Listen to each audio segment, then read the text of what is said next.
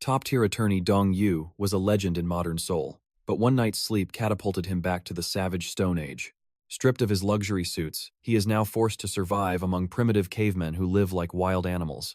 Fine dining is replaced by crawling insects, and without a smartphone, this main character life feels like a total disaster. The fragile peace shattered one night when a ferocious saber-toothed predator launched a devastating ambush on his family. The tribe was scattered in the chaos, leaving Dong Yu stranded with only a massive, mountain-like giant for company. Survival became the only law. Every morning, his new father figure delivered a bone-shattering physical wake-up call. This hulking man possessed elephant-like strength, nearly sending Dong Yu's soul to the afterlife with a single training punch. Using only his raw power, the giant forged hunting tools from jagged rocks, proving that primitives are built differently. A lethal stone blade was finally perfected. At daybreak, the duo ventured into the primal forest to claim their prey. The giant pointed toward the horizon, signaling the start of the hunt. Dong Yu followed, his fate hanging in the balance. Slowly, he began to decode the silent language of the ancients while trailing behind the powerhouse leading the way. They took cover behind a monolith as a herd of wild goats grazed nearby, completely oblivious to the impending danger. Did he miss the strike? The goats remained calm, unaware of the two predators lurking in the tall grass. The sky bled crimson as dusk approached. Dong Yu let out a yawn, only to be silenced by the giant's warning. While the herd slept soundly on the grass, Dong Yu's empty stomach roared like a beast demanding to be fed. The hunger was becoming unbearable. He cursed the heavens, wondering when the actual bloodbath would finally begin. Silence reigned until darkness fell completely. Finally, the flickering warmth of a campfire danced within the cave's shadows. On a heated stone slab, the giant roasted crawling grubs, gently blowing on the delicacy before offering it to him. Dong Yu forced the insects down to fuel his evolution, struggling to understand the mysterious logic of his companion.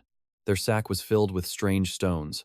Dong Yu wondered why the giant didn't just use his strength to smash everything. Doubts clouded his mind as he stared at the bugs. Was this really the path to dominating this primitive world? He pointed frantically toward the goats on the cliff, signaling that real meat was waiting just within their reach. Do you even understand my hand signals? But the giant just stood there, staring blankly like a statue of stone. That indifferent attitude was frustrating. Yet the giant's protective gaze never wavered from the young lawyer's side. Another bug was offered. Dong Yu shook his head in disgust, his pride demanding a real steak instead of slime. At sunrise, the duo emerged from their cave. Dong Yu's confident smirk suggested he was finally ready for the kill. The giant placed his hand on a massive tree, striking the ancient wood with a jagged, razor-sharp stone. It looked like absolute madness.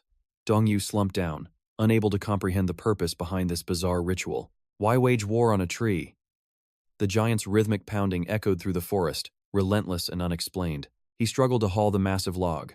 "This side is heavy," he groaned as the sunlight flooded the cave entrance. While the giant meticulously stripped the bark, Dong Yu's eyelids grew heavy from the grueling, repetitive labor. What secret tool was being forged? The giant turned suddenly, his eyes piercing through Dong Yu's haze of confusion. Wait a second. Dong Yu watched the massive silhouette move with purpose, his curiosity reaching a breaking point. Where was he going now? A long strip of bark lay discarded, prompting Dong Yu to investigate the wreckage. A strange scent filled his lungs as colorful minerals tumbled from the sack, a hidden treasure among common stones. He lay there analyzing the scene. What was the connection between these rocks and their ultimate goal of survival? With absolute focus, the giant split a golden ore in two, revealing the raw power hidden within the stone. Dong Yu strained to smash the rocks while the giant refined the bark. Their senseless work finally found its rhythm. He triumphantly displayed the sorted minerals, shouting out his progress to the silent, stone-faced mentor. The giant barely spared a glance. Clearly, his standards for perfection were far beyond what Dong Yu had expected. Driven to madness, Dong Yu smashed the stones frantically. "Is this enough? How much more do you want?" This didn't feel like a dream anymore. Every drop of sweat and aching muscle screamed with agonizing reality. The stubborn stones were finally reduced to fine powder. For the first time, the giant offered a nod of praise. He collapsed in exhaustion as the giant continued his tireless craft. Sleep finally claimed the modern man's weary soul. Suddenly, he bolted upright. The giant was gone, but in his place sat a masterfully crafted wooden spear. Dong Yu gazed at the giant with newfound respect. That overwhelming physical power was simply terrifying. Was that the sound of sobbing? In this cruel apocalypse, even giants reach their breaking point. A flickering torch caught his eye. Beside it, the giant reached for the mystical orange pigment. He began painting the stone with warm golden hues. Dong Yu watched, mesmerized by this ancient art. Vivid blues brought the cave to life. Primitive figures danced around a fire in a ritualistic display. Even in this savage era, the bonds of family remained unbroken and deeply cherished. Dong Yu's eyes shimmered. The walls were now alive with color as dawn touched the cave. Marking Dong Yu's forehead with orange dust, the giant signaled a sacred union. Father and son, they were now one tribe, one blood. Exhausted, Dong Yu drifted into a deep, drooling slumber. The giant prepared tree bark as the sun ascended over the jagged mountain peaks. Dong Yu woke up yawning, misjudging the giant's exhaustion for laziness. Had his companion grown weak? A sarcastic smirk played on his lips. Survival didn't require constant hustle, did it? Then, Dong Yu noticed something that changed everything. He examined the handcrafted spear. It was shorter, yet felt deadlier. Suddenly, the giant stirred awake. "This weapon is yours." With renewed vigor, they headed to the stream to wash away the night. While the giant drank, Dong Yu mimicked his primitive way of cupping water with bare hands. A green frog basked on a rock, oblivious to the predators watching from the shadows. Dong Yu hid his killing intent behind a smile. "Sorry, little one, you are today's evolution fuel." Using the new spear, they scaled the cliffs. High above, a wild goat herd was grazing. Dong Yu signaled the target. The giant nodded, his predatory instincts sharpening to a razor edge. With a thunderous throw, the spear soared. In one clean strike, the prey was brought down. "A perfect kill," Dong Yu cheered. But the giant stood frozen, sensing something in the air. "I will go retrieve it." Without hesitation, Dong Yu sprinted toward their hard-earned prize. But fate shifted. A monstrous bird with lethal talons swept down from the heavens. Their meal was being stolen. Dong Yu refused to let his survival rations vanish so easily. He lunged, gripping the spear tight. Suddenly, the beast soared, dragging Dong Yu into the sky. "Damn it!" Just as hope faded, the giant leaped into action to save his comrade. They clung together, suspended in mid-air. The spear groaned, barely holding onto the goat's flesh. The weapon snapped. They plummeted, the giant's back taking the full force of the impact. He shielded Dong Yu as they tumbled against the rocks. They watched their dinner fly away. Rage erupted as they cursed the feathered thief. That was their only hope for evolution. Tears of frustration fell. As twilight turned the world orange, the reality of hunger set in. He threw spear after spear, but the goats vanished. The giant stared in disbelief at his failure. Dong Yu stood silent, finally remembering how the giant had risked everything to save his life. His companion was wounded. They trudged back, empty-handed, as the sun sank beneath the horizon. Darkness brought a heavy silence. Spotting the frog again, Dong Yu snatched it without mercy. "Forgive me, little frog, but survival demands a sacrifice." The giant quickly skewered the small prey. They roasted their meager catch over the flames. Dong Yu took a massive, desperate bite.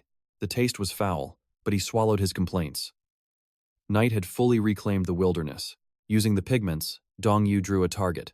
The giant watched, torchlight illuminating his curious face. Understanding dawned on him. Dong Yu hurled his spear, but it deflected off the stone wall. The giant corrected his form. Slowly, the spear neared the center, conquering the cave's darkness. High above, the moon and stars watched over their struggle for ultimate survival. In a distant treehouse, nocturnal beasts gathered. Their eerie cries echoed through the ancient woods. A lean survivor fitted a stone blade to his staff, ready to defend his sanctuary. "Just move on." Inside a dark cave one night, Dong Yu stared into the void. Was this all just a vivid dream? A heavy sadness washed over him because every sensation felt too real to be a mere fantasy. He recalled the icy depths of the water and that agonizing pain, a moment where death felt absolutely certain. Could a sudden shock snap him back to reality? He touched the dancing flames and screamed, "So hot!" Tears welled in his eyes instantly. It seemed this painful method was a total failure. After that foolishness, he realized he'd wake eventually. Why suffer? This cave vacation with nature wasn't so bad. This realization sparked a surge of hope, boosting Dong Yu's dampened spirits. He was finally free from work. Yet a looming lawsuit haunted him. What was he supposed to do? What was his purpose here? Meanwhile, in a treehouse nearby, piles of fresh, high-quality meat were being prepared. Below, a pack of hungry wolves howled incessantly. A lean man brandished a spear to drive them away. "Get lost," he barked, but they kept clawing at the tree. He scanned the 7 predators, searching for a gap. Suddenly, a smirk played on his lips. Moments later, he simply curled up and fell fast asleep. The meat stockpile grew as another day passed silently. The scorching morning sun only brought deeper boredom. Dong Yu signaled to his large companion. Nothing was happening today, so it was time to head out. The man thrust his spear with lethal precision, taking down prey instantly. A successful hunt meant a feast. Excitement surged through Dong Yu. Back at the cave, the big guy used a sharpened stone to skin the prize. Dong Yu watched intently, mesmerized by the primitive yet efficient mastery of the survivalist. After a grueling effort, the hide was removed. He washed it in the stream and signaled, "Look at this." Dong Yu was skeptical. "Gah, the meat is our priority now." Regardless, the skin was stretched and hung up. The man began slicing the meat into thin, perfect strips. "Aren't those way too thin?" Dong Yu wondered aloud. At the riverbank, they processed the meat further, before carrying the final products back to their shelter. It finally clicked in his mind. This wasn't just food. It was specialized jerky for long-term survival. They had to preserve the surplus before it spoiled. This primitive man was far more brilliant than he appeared. Inside the cave, he happily bit into the savory meat. They shared a warm, harmonious meal together. As night fell, the man gazed at the starlit sky, his eyes shimmering with sudden tears. "Why does he cry every single night?" Dong Yu whispered. "He looks tough, but his soul is so fragile." He found the man trembling before a cave painting of a family. He was mourning his lost loved ones. Seeing the man's grief, Dong Yu offered a gentle pat. "Don't cry, they might still be out there." After some consoling, he convinced the man to rest. He smiled, relieved to see his companion's spirit return. "Keep your chin up." Another night vanished as Dong Yu carved a new mark into the stone wall. The next day was serene. He bathed in the cool stream while the man did laundry nearby. Yet, a sense of dread returned. Was this life okay? He added another tally to the growing wall. While the big guy worked on the hides, Dong Yu continued to question his stagnant, primitive existence. He remembered standing atop a skyscraper. In his world, if you stop moving, you fall to your death. His heart screamed in protest. He felt frozen in time. This was no time to enjoy a vacation. As the tally marks multiplied, a wave of pure shock washed over Dong Yu. How many days had passed? 7 days in this cave already? He was absolutely stunned, including the time outside. It had been 10 days. His lawsuit would be ruined. He had to start practicing. "I still remember my closing arguments, don't I?" he muttered, checking his mental notes. Instantly, he transformed into a prehistoric lawyer. The legendary mock trial was now in session. "The defense maintains that all compensation followed legal protocols," he declared with professional fire. He presented imaginary contracts as evidence, while the plaintiff watched him with intense confusion. Dong Yu continued his flow. As stated, the contract was executed through the representative. Choi Jun. The plaintiff's claim of ignorance is completely illogical and inconsistent with the evidence. As he ranted with dramatic flair, the big guy just stared, wondering what on earth was happening. "We proposed Jun as our witness," but the big man just stared back in complete silence. The heavy man leaned in close, sending a bolt of fear through Dong Yu's heart. His eyes softened with deep understanding, yet Dong Yu struggled to grasp the sudden shift in mood. What was that look for? Surprisingly, the man pulled Dong Yu into a warm, protective embrace. Still dazed and helpless, Dong Yu followed him to the fire to escape the biting cold. Suddenly, the man patted Dong Yu's shoulder, his eyes harboring a secret he burned to share. "Right, to you, I'm just a failure, the useless youngest son, not lawyer Kim Dong Yu." As Dong Yu tended the flames, the man whispered, "Don't worry, I'm stronger than you think." Dong Yu tasted the meat, and suddenly, a divine power surged, awakening his dormant food god abilities. He spat it out, crying in shock. "It's burning hot." The man gently blew on the food. Despite the chaos, Dong Yu felt a flicker of hope. At sunset, Dong Yu found the man standing by the cliffside, lost in deep, haunting thoughts. Dong Yu remained silent, sensing the heavy burden resting upon the man's shoulders. He sat down quietly, and together they watched the sun vanish behind the jagged peaks. As darkness fell, a group moved through the woods, unaware of the predator watching from above. The tiger's pupils dilated. It had finally locked onto its next target. A cold shiver ran down one man's spine, sensing a deadly presence lurking in the shadows. The beast pounced. It tore into him with savage fury, his screams echoing through the forest. The brutal sound forced the others to spin around in sheer terror. The tiger roared, its bloodlust unsatisfied as it glared at the remaining survivors. It stalked forward. Every man froze, their eyes locked onto the beast's every deadly movement. They abandoned their fresh kill and backed away slowly as the predator claimed its prize. Ignoring the deer, the tiger launched itself straight at the trembling men with terrifying speed. It struck with lethal precision, its fangs sinking into flesh without a moment's hesitation. In an instant, the forest floor was stained a deep, crimson red. The beast dragged its prey away, leaving one survivor shaking in the shadows of the carnage. He struggled to his feet, desperately trying to crawl home as his lifeblood drained away. Strength failed him. He collapsed onto the cold earth, unable to go any further. The tiger returned to its den, only to freeze in horror at the sight before it.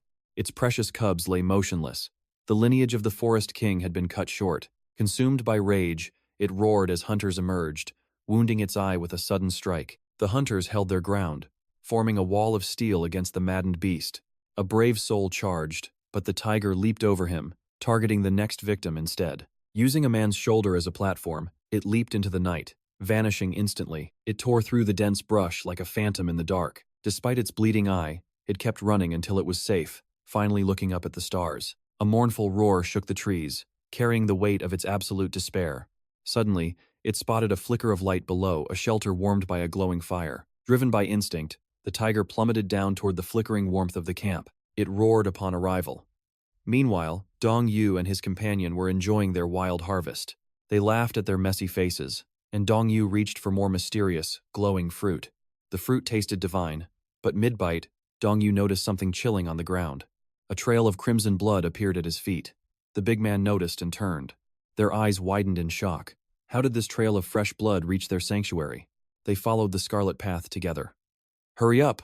the big man commanded urgently. Following the crimson syrup trail, they discovered a swarm of scavengers. The birds were feasting until a massive predator crashed the party. This giant eagle wasn't planning on sharing the spoils. It claimed the body. Our duo watched in utter horror. Frozen by the sight, they finally snapped and shooed them away. Insulted, the eagle lunged straight for the big man, but with one swift strike, they brought the beast down.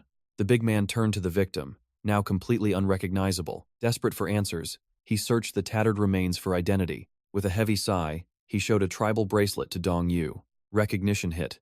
This wasn't one of their own people. Together, they dug a deep grave and sealed it with stone. They offered flowers and a final salute to the fallen soul. Having paid their respects, the two headed back to shelter. Even the beautiful flowers couldn't mask the lingering scent of death. Flies gathered, and the scavengers returned to tear the earth again. Exhausted, the duo finally reached the safety of their cave. The big man stared into the flames, lost in deep thought. Suddenly, he broke down.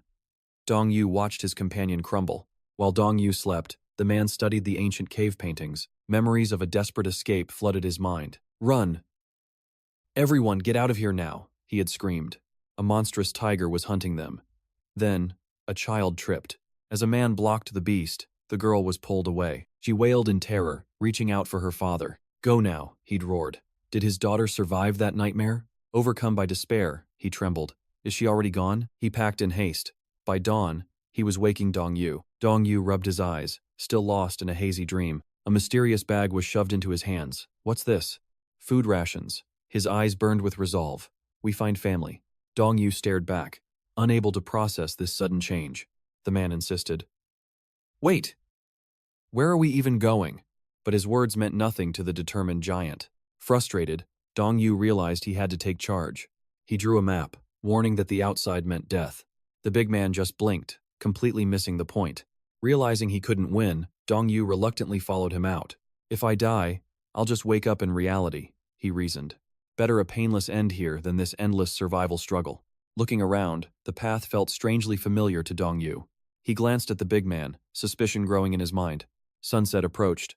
Why is this taking so long today? They finally set up camp, and the man started a fire. Smoke billowed. Soon, a small flame flickered to life. They stoked the flames, fueling the fire as exhaustion takes hold.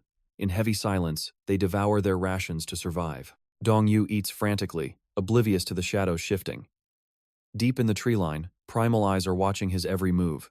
Fatigue weighs heavy on his eyelids. Consciousness begins to slip away as he drifts into a dangerous slumber. Glowing eyes pierce the dark. Dong Yu wakes to a nightmare, surrounded by a horde of wild jungle stalkers. Panic surges through him. He frantically shakes his comrade, shouting, "Wake up! We are being hunted!" The behemoth finally stirs, his gaze meeting a sea of wild, primitive eyes encircling their camp. The beasts edge closer, drawn by curiosity or perhaps the scent of fresh prey. Dong Yu draws his bow, heart pounding, but a heavy hand suddenly stops his shot. "Wait," the man whispers. Where the small fry gather, the true apex monsters are nowhere near. A flash of insight.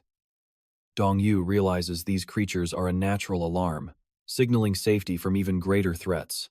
He looks at his bulky companion with newfound respect. This man possesses the tactical wisdom of a seasoned survivor. Lowering their guard, they collapse into rest. But the curious creatures have spotted his precious orange supply bag. The bag shifts in the dark. A thief is moving in for the kill. Hands off, he snatches his lifeline back, clutching it tight as he falls into a restless, protective sleep. Dawn breaks over the wasteland. The relentless journey through this hellish landscape resumes at first light. Amidst the brush, Dong-yu spots a bizarre specimen. He inspects it, his brows furrowed in confusion. What is this? Can we tame it? It looks lost. A stray soul in this dying world. The creature shrieks. He drops it in shock. Wait, did that thing just understand my words? Suddenly, a wall of fur and fangs blocks their path. The pack has arrived to protect their own. Primal roars echo through the trees. They aren't just animals, they've formed a coordinated strike force ready to kill. Swallowing his fear, he releases the cub. Then, they run like their lives depend on it because they do. Where there is a cub, a mother's rage follows. The big man bellows while sprinting. Dong-yu's blood boils as he gasps for air. I know that. Just keep your legs moving. They burst into a scorching wasteland. Behind them, the apex predators are closing the gap with terrifying speed. Terror grips his heart. I barely touched the kid. Why won't these relentless killers give up the chase? His lungs burn like fire. The limit of human endurance has finally been reached. He collapses into the dirt, tears of frustration mixing with sweat. I can't run anymore. This was a mistake, he whispers, ready to trigger his return. Farewell, this hellish reality. He raises his hands, embracing the inevitable end. Come on then. Take my life. Steel flashes. The big man leaps forward, his scythe carving through the air to slay the lead beast. Stunned by the display of raw power, the pack hesitates, their predatory confidence shattered for a moment. You idiot, Dong-yu mutters. I'm a player. I'll just respawn back home if I die here. But the beasts are cunning. While he's distracted, a shadow lunges from his blind spot for a lethal strike. Asterisk, wish, asterisk. The scythe cuts the air just in time. Now, the entire horde focuses their killing intent on the man. He becomes a whirlwind of steel, but a leopard finds an opening as he is overwhelmed by numbers. Asterisk crack, asterisk Dong-yu strikes. He delivers a devastating blow with his staff, sending the beast flying back. Listen up, he growls. I have a safety net, but you only have one life to lose. 2 warriors, 1 fate. Back to back, they prepare to turn the forest floor into a bloody graveyard. As the sun bleeds into the horizon, half the pack lies dead. Suddenly, a voice cuts through the chaos. Both man and beast freeze. A third party has entered the fray, drawing everyone's attention. A lean figure emerges, scythe in hand and madness in his eyes. The cavalry has arrived. Hope ignites. The newcomer tears into the pack like a demon. Get back, you mangy mutts. The trio unites. With a thunderous war cry, they launch a final, desperate offensive against the remaining horde. But the beasts have seen enough. They mourn their fallen with a chilling howl before vanishing into the gloom.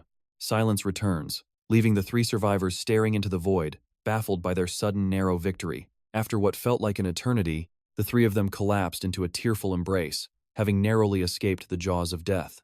As shadows lengthened, the lean man skillfully prepared medicine to halt the bleeding and dull the pain of their wounds. He applied the herbs with surgical precision, ensuring no infection would take hold of his comrades.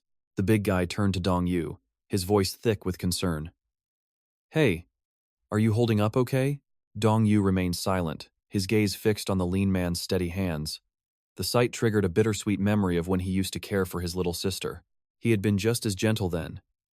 He remembered telling her, "All better now," while she flashed a toothless, adorable grin that could melt any heart.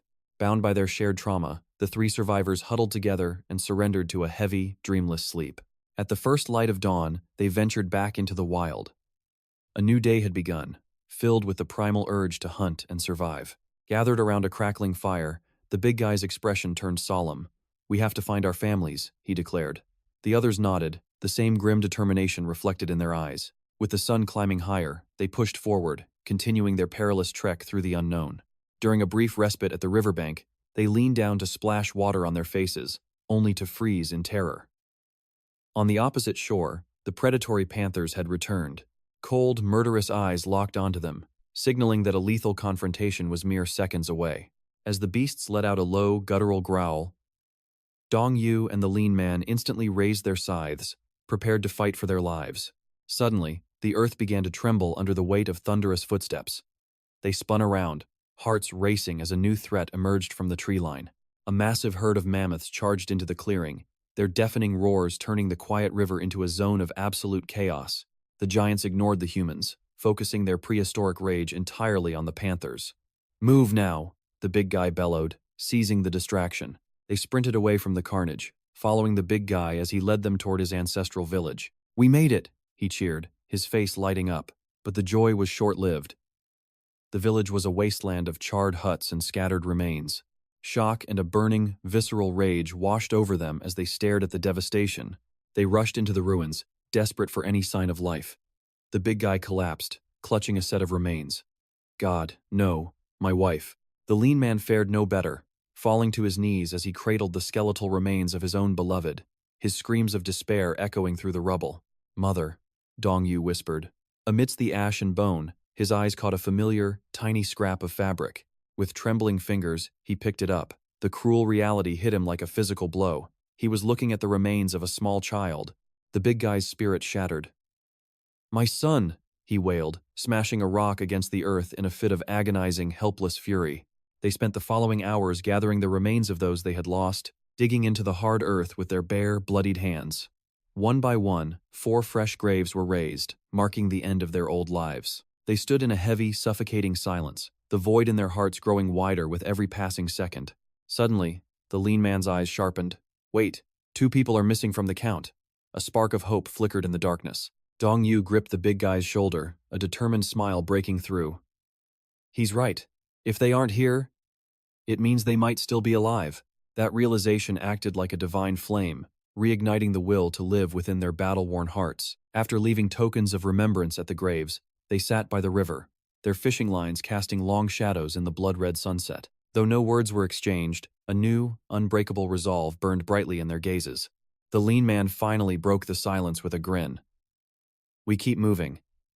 We'll build a fortress in the trees where no one can reach us." The others listened, mesmerized by the vision. Suddenly, the big guy's line snapped taut as a massive shadow pulled from below. Dong Yu signaled him with a quick nudge, and the big guy hauled the catch in with a triumphant roar. Moments later, the lean man's rod bent nearly to the breaking point before another giant fish breached the surface. The air filled with rare laughter and cheers. Only Dong Yu sat in brooding silence, staring at his motionless line. "Seriously?" he muttered. "Why am I the only one coming up empty-handed?" He watched the lean man closely, thinking, "We're using the same bait. Is there some secret food god technique I'm missing?" Noticing his frustration, the lean man chuckled and pulled his line up, revealing a hidden, handcrafted hook at the end. It was a revelation for Dong Yu. The lean man patiently showed him how to bait the hook and cast it with the perfect rhythm. Dong Yu followed the instructions perfectly, watching his line settle into the golden reflection of the water. Suddenly, the surface erupted. All 3 men lunged forward, their hands interlocking as they gripped the rod against a massive force. With a synchronized burst of strength, a legendary golden fish soared into the air, its scales shimmering like divine treasure in the light. Dong Yu cheered at the top of his lungs, feeling as though he had finally claimed his place as a true master of survival. He sighed, thinking that even in this hell, nature remained cruelly beautiful. As night fell, they huddled by the fire. The fish smelled divine, yet their hearts felt like lead. "Don't just run," the big man growled. "We must stand and fight." The lean one countered with a heavy sigh.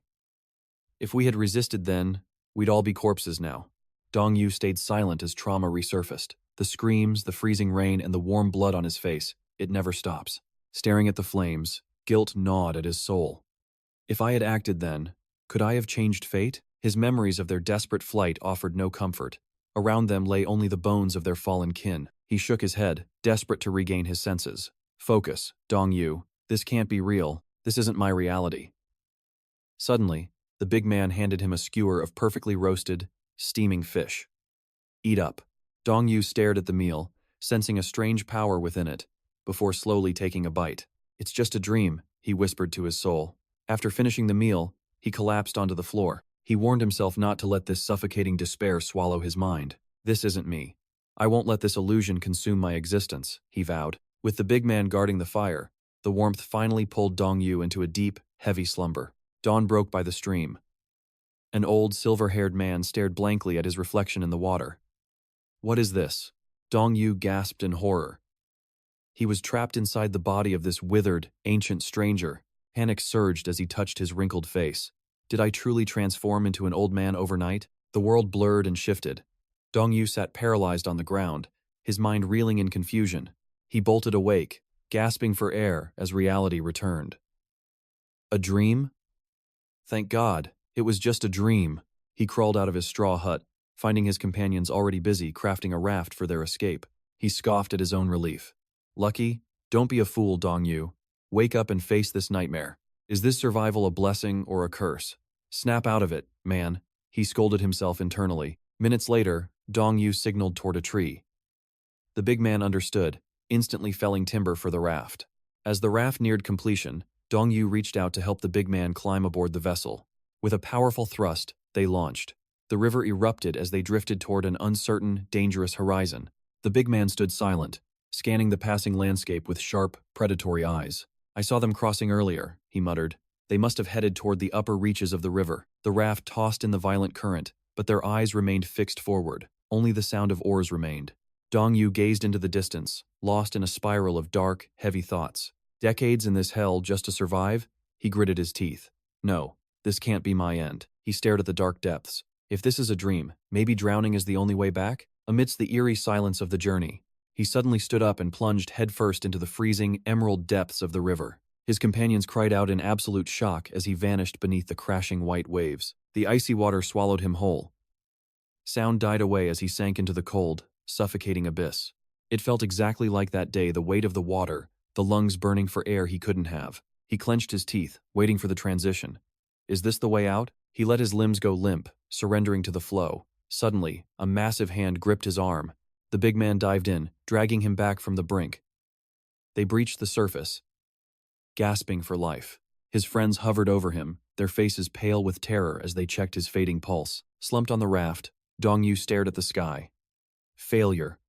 Even death won't let me leave this place. They continued their trek, the small raft a speck against the vast, glittering wilderness under the sun. Finally, they made landfall. The trio immediately began the grueling work of fortifying a new camp. They hunted for survival, searching for the nourishment needed to strengthen their weary, evolving bodies. Dong Yu looked toward the heavens, his frustration burning like fire. How will I ever conquer this world? He turned to his comrades and let out a sharp shout. The big man and lean one stared back, stunned. Dong Yu's expression hardened. The search area is too vast, he muttered. We will never find them like this. The stout man ignored him, pointing ahead with a wide grin. Dong Yu fumed in silence, forced to follow. Rage flickered in his eyes. He realized they couldn't understand a single word he was saying. At twilight, they rested by a stream. Dong Yu gestured wildly, desperately trying to convey his survival strategy. I've told you, he sighed, wandering blindly like this is a death sentence. He gripped his head in frustration, realizing his words were nothing but empty noise in this primitive world. Collapsing onto the earth, he wondered why he was risking his life to find a family that wasn't his. Suddenly, the two men sprawled out on his arms, using him as a human pillow for the night. Under the starry sky, Dong Yu chewed his grilled fish, his eyes reflecting the deep mystery of the night. Silence fell over the camp, save for the rhythmic crackle of the flames devouring the dry wood. His head snapped up as his instincts screamed. He pointed into the dark, and the others followed his gaze. Through the thick brush, they spotted the unmistakable flicker of a distant campfire burning bright. Fire! The thin man cried in joy. They bolted upright, eyes locked onto the light in the dark forest. Spears in hand, they charged through the shadows, but the light vanished just as they reached the spot. Dong Yu's brow furrowed in deep disappointment. The flame. It's completely disappeared, he whispered. The stout man clicked his tongue. They pushed deeper, guided only by the ghostly glow of the pale moon. Suddenly, the leader froze. A dark silhouette lurked above, a lethal arrow notched and ready to fly. A chill ran down Dong Yu's spine. He looked up and turned to stone, staring into the predator's eyes. Time slowed down as his heart thundered. No, he screamed, lunging forward in a desperate, frantic gamble. A voice suddenly sliced through the tension of the forest. Big brother, the girl with braids gasped. Father, it's me. The woman's eyes went wide as she reacted with primal speed. Tears blurred their vision as the wife leapt from the trees like a monkey into her husband's arms. She clung to the stout man, sobbing uncontrollably, as the family of five finally reunited in a tearful embrace. Dong-yu stood back, watching the emotional scene unfold with a strange warmth in his chest. The girl with braids broke down, her trembling voice carrying the weight of her harrowing journey. Dong-yu smiled gently as the family huddled by the fire. He watched over them, his heart full of conflict. Why did I do it, he wondered. I almost died. Yet they feel like my real family now. The next morning, a question arose. Where are we going? The answer was simple. We're going home. Home? Dong-yu muttered, confused as the men prepared to cross the treacherous river once again. The stout man feared he would jump, but Dong-yu pushed his hand away. I'm staying, he signaled. I won't run anymore. But upon returning, they found their village transformed into a bloody, ruined wasteland. Unlike the grieving adults, the girl grabbed Dong-yu's hand. Come on, run with me, she cheered. A bittersweet smile touched his lips as he remembered Su-a, his daughter from his past life. In his memories, he was a marathon runner, chasing his daughter's laughter through a modern park. He had scooped her up in his arms back then. No fair, she pouted. You caught me too fast. The memory shattered, returning him to the prehistoric wild as he chased the girl through the tall grass. He finally caught her with a playful tap. All right, you win, he signaled, his eyes scanning for danger. Dong-yu froze in shock, staring at 3 blooming flower beds that looked strangely out of place. Together, the family reached toward the horizon as the blood-red sun began its descent behind the trees. Where to now? The girl asked. Home, the stout man replied, leaving her completely baffled. Dong-yu held out his hand, a silent promise of protection that gave her the courage to follow. They reached a hidden cave entrance. The men gestured inside, beaming with pride at their secret sanctuary. The thin man's jaw dropped in awe. The girl stepped inside, her eyes widening at the hidden marvel. Under the torchlight, the cave walls came alive with vibrant paintings, a legacy etched in stone. Is that me? She giggled, pointing at a drawing. Finally safe, they gathered around the warmth of the fire. Dong-yu almost snatched the charred fish but instead offered it to the braided girl. They ate in joyful silence as the fire dimmed, leaving the old man moved to tears. Elsewhere, across the scattered tents of a rival encampment, tension began to rise. A ritualistic headdress was offered, accepted by a hand that commanded absolute authority. The butcher stared in shock at a mangled deer, clearly claimed by a superior predator. With a single command, the horn's mournful cry pierced through the depths of the forest. He stood frozen atop a jagged rock, overlooking an army ready for a bloodbath. Fueled by primal rage, the tribe smeared crimson symbols across their foreheads for war. Armed and painted in blood, the red-faced warriors marched out to reclaim their territory. While the butcher stood stunned, a massive tiger lay resting on the cliffside above. The beast stirred, stretching its powerful limbs before stalking toward the flickering torchlight. It bared its lethal fangs, eyes glowing with a terrifying, golden, predatory hunger. Dong-yu finally awoke, stretching until tears blurred his eyes as he surveyed the cave. He touched the hanging hides, wondering why they needed such a massive surplus of leather. Picking up a strange herb, he questioned the purpose of these mysterious botanical ingredients. Their true goals remained a mystery that his modern mind couldn't yet grasp. Frustrated by the language barrier, he watched the fat leader lead them into the wilds. Stay hidden, the leader signaled, as the hunting party vanished into the thick brush. The fat man gripped a bone-handled spear, leaving Dong-yu baffled by the strange weapon. He doubted the range, thinking the distant herd was far beyond a manual strike. Suddenly, the leader snapped a bone attachment into place and launched a devastating throw. The primitive projectile whistled through the air toward the unsuspecting, grazing golden deer. A sickening thud echoed. The prey fell instantly, leaving Dong-yu completely speechless. Move out, the leader barked, clutching his bone tool like a sacred, god-tier relic.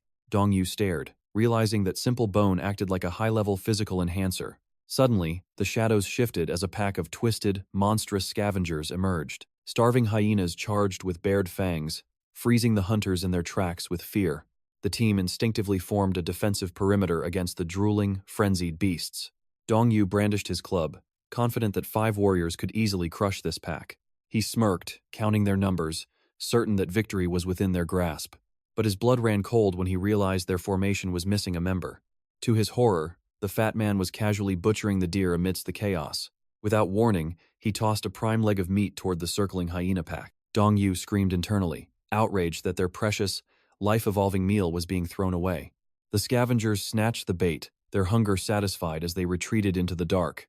It was a brilliant distraction. The group quickly hoisted the remaining kill and fled. As they retreated, Dong-yu couldn't help but mourn the loss of such a feast. Later, a plume of dark smoke rose above the canopy from their hidden sanctuary. The tribe feasted on the soul-restoring meat until the butcher signaled a sudden halt, and tribesmen blew a massive horn, its resonant blast echoing across the mountain peaks. The warriors let out a unified war cry, marching forth in a disciplined line.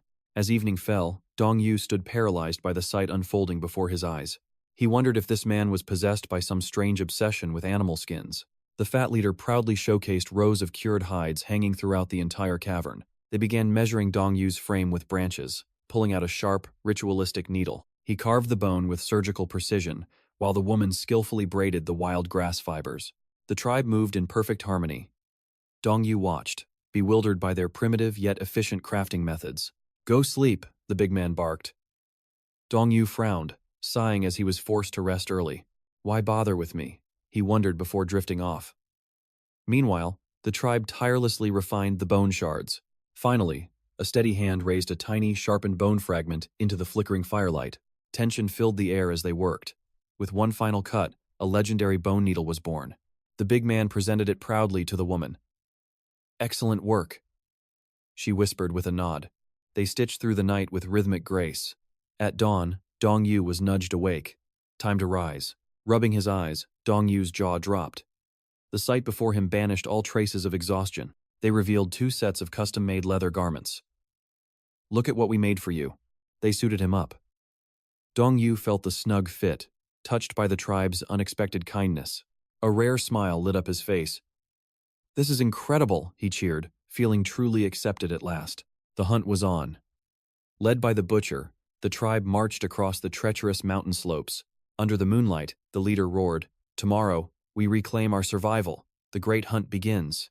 Winter is coming. We need meat and hides. We strike the beast that slaughtered our kin." His voice dripped with savage vengeance. "None of them shall survive our wrath this time. That monster took our family," he cursed, his eyes burning with a cold, murderous fury. "Death to the beast," he screamed. The tribe's war cries shook the very heavens in defiance.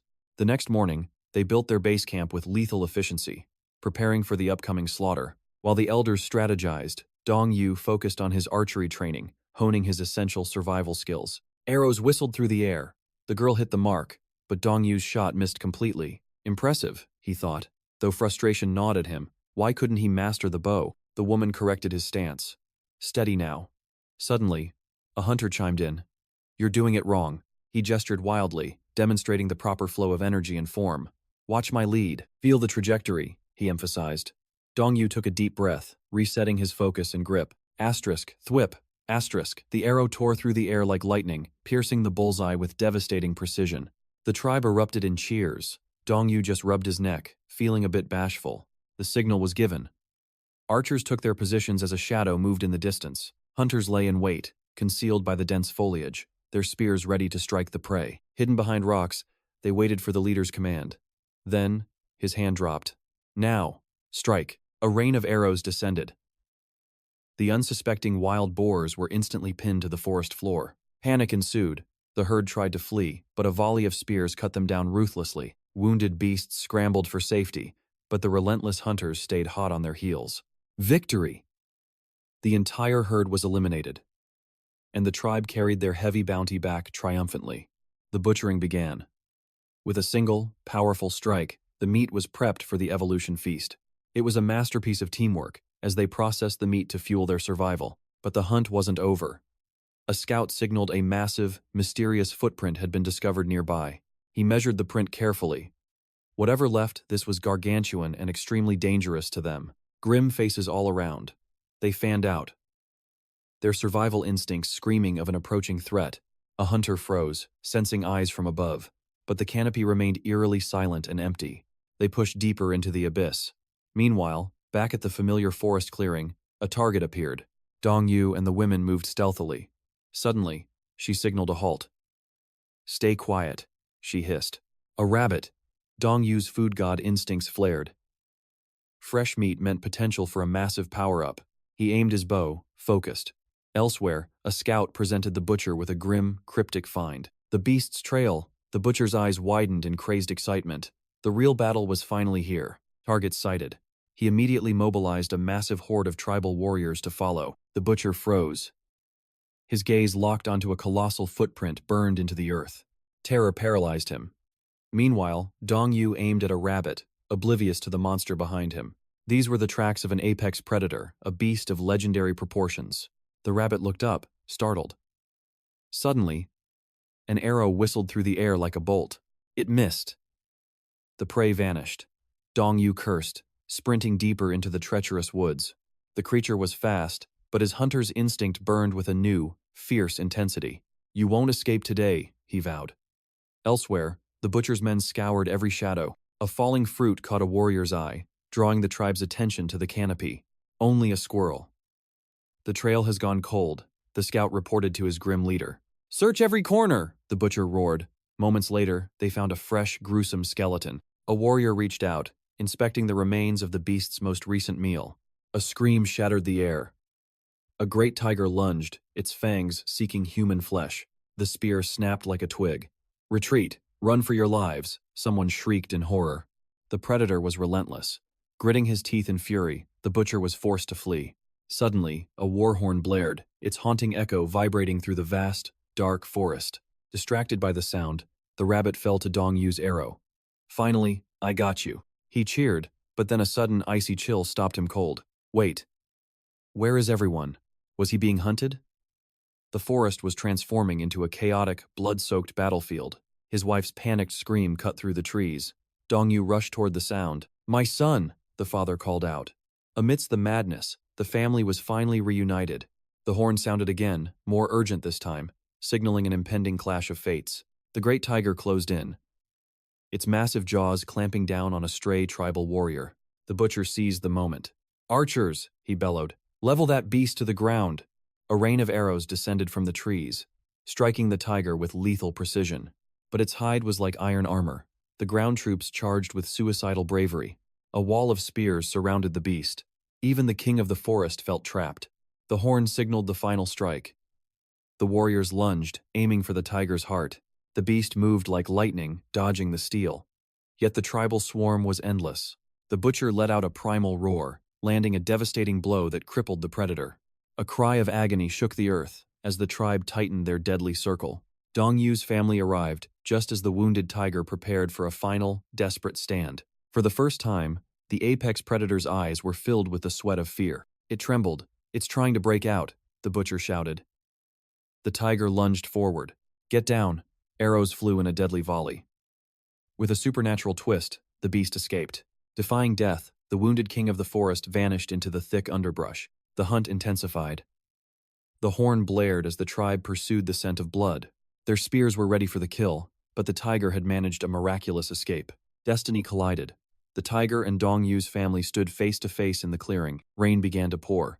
A heavy, suffocating tension gripped the family as they stared. Mother and son drew their bows. The tiger hissed, its intelligence guiding its every move. It charged! The thin man passed a specialized, power-infused bone spear to the father. Channeled by survival instinct, the father hurled the spear with the force of a god. Silence fell. The great tiger lay defeated, its legendary life extinguished in the mud. They approached the fallen beast. The food god's ultimate evolutionary ingredient was now theirs. Dong Yu stood in awe. "We actually caught it?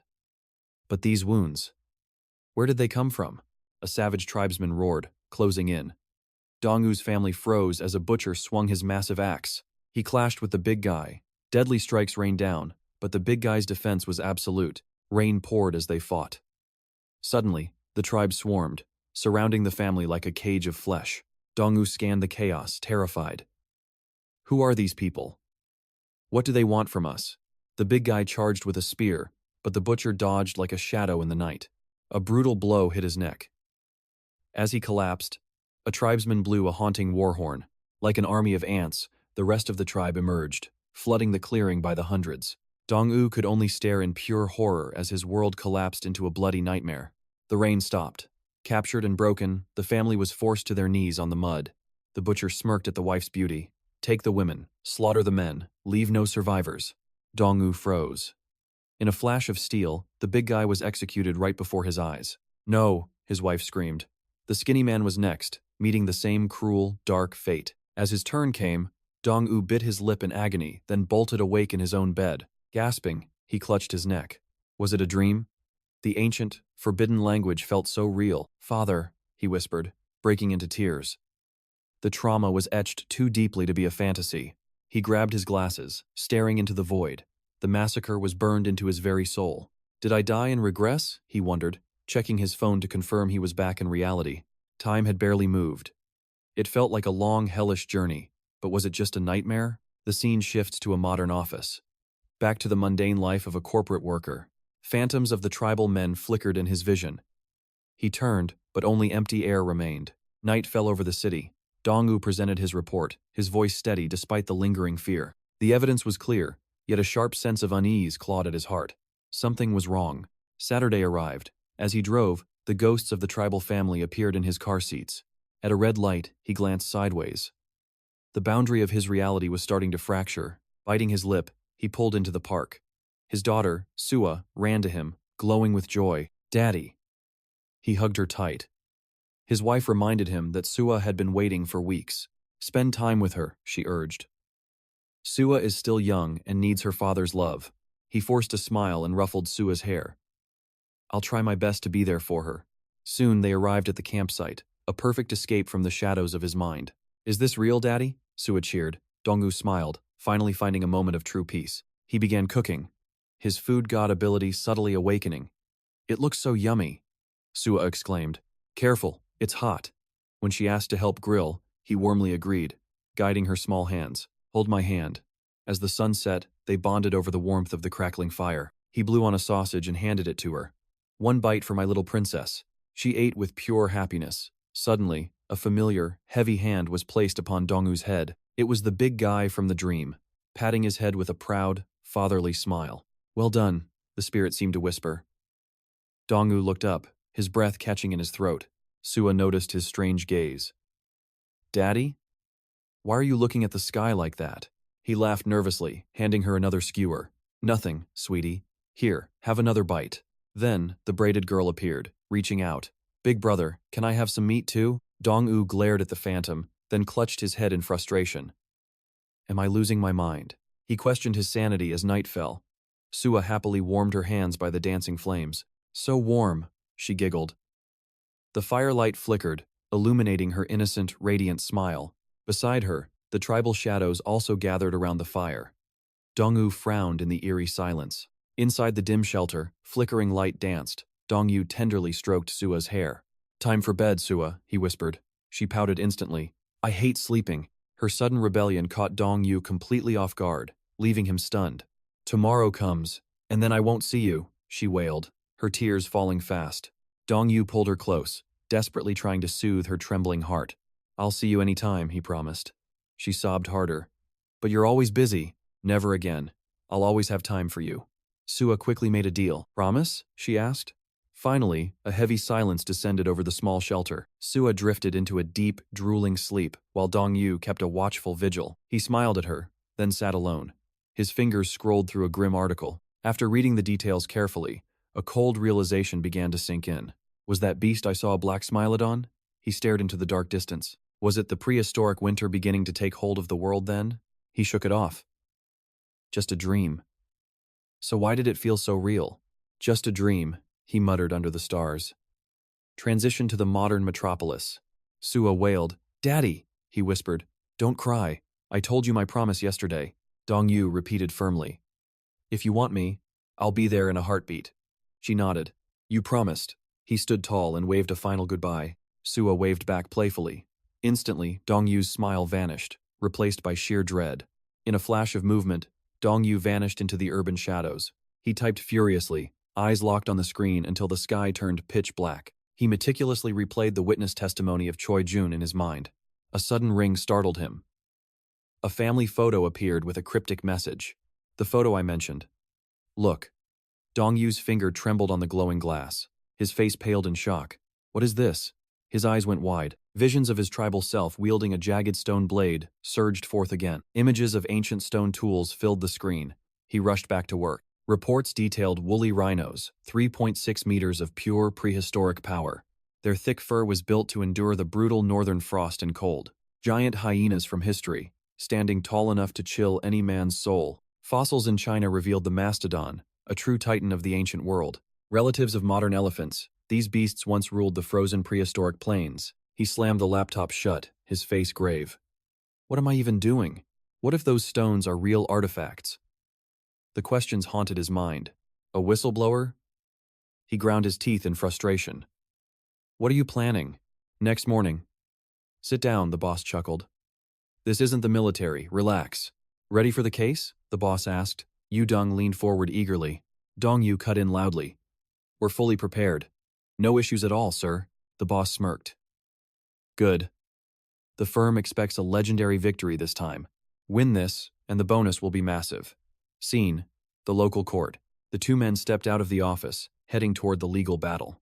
Suddenly, Dong-yu saw them, the tribesmen, stalking him from the shadows. Forget something? Yu-dong asked. Dong-yu hissed through gritted teeth. Damn it! Seeing his partner's pale face, Yu-dong asked, Are you okay, man? He stayed silent, jaw tight with tension. It's nothing. He finally lied. The next morning, the High Court judge took his seat with a heavy solemnity, declaring the 2024 case officially open. His voice was low, yet carried a terrifying weight as he named the parties. The plaintiff Mr. P-Gun against the titans of 𝑨𝒑𝒂𝒍𝒚𝒑𝒔𝒆 and Simon Construction. The judge's cold gaze pierced through the indictment papers, detailing a civil war over land rights and a future data center that threatened to erase an entire legacy. P-Gun erupted in fury, his voice echoing through the hall. Do you have any idea what my home means? I am 76 years old. This is my ancestral land, he roared, his eyes blazing. 5 generations of my blood have lived here. You can't just erase our history. The corporate wolves from Simon barely blinked, coldly asking if the shack was a national heritage site before shaking their heads in dismissal. It's just a pile of old wood, they sneered, their brows furrowing as they confirmed the land survey was already complete. The city representative nodded quickly. Meanwhile, P-Gun whispered a silent vow to his late wife he would stay there until his final breath. P-Gun turned his burning gaze toward the judge, each word dripping with defiance. I will never sell my soul to you. In the shadows of the gallery, the big boss sat motionless, watching the drama unfold with a chilling indifference. Later, in courtroom 7, the atmosphere turned electric as the lawyer stood up, his presence commanding absolute silence. Your Honor, I call our key witness to the stand, he announced. Village Chief Choi Jun will testify. Yu-dong and Dong-yu froze, their hearts dropping into their stomachs. Wait, did you hear that? He's supposed to be our witness. Confusion clouded their faces. Dong-yu bit his lip hard, his eyes darting toward the back of the room in desperation. Standing right there was the mysterious fat man. Yu-dong tried to steady his breathing. They called him. It has to be okay, right? Seeing the sudden shift in the air, the boss's face twisted into a mask of suspicion. The opposing lawyer moved in like a predator, standing right before June.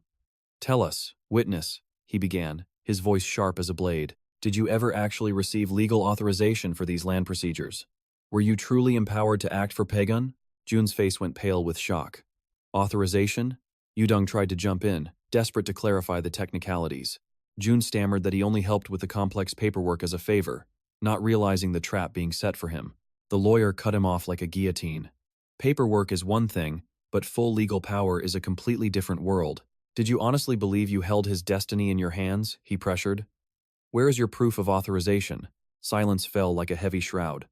June's lips trembled, his confidence shattered in an instant. Suddenly, Dong-yu slammed his hand on the table, his voice cutting through the tension. We have it right here.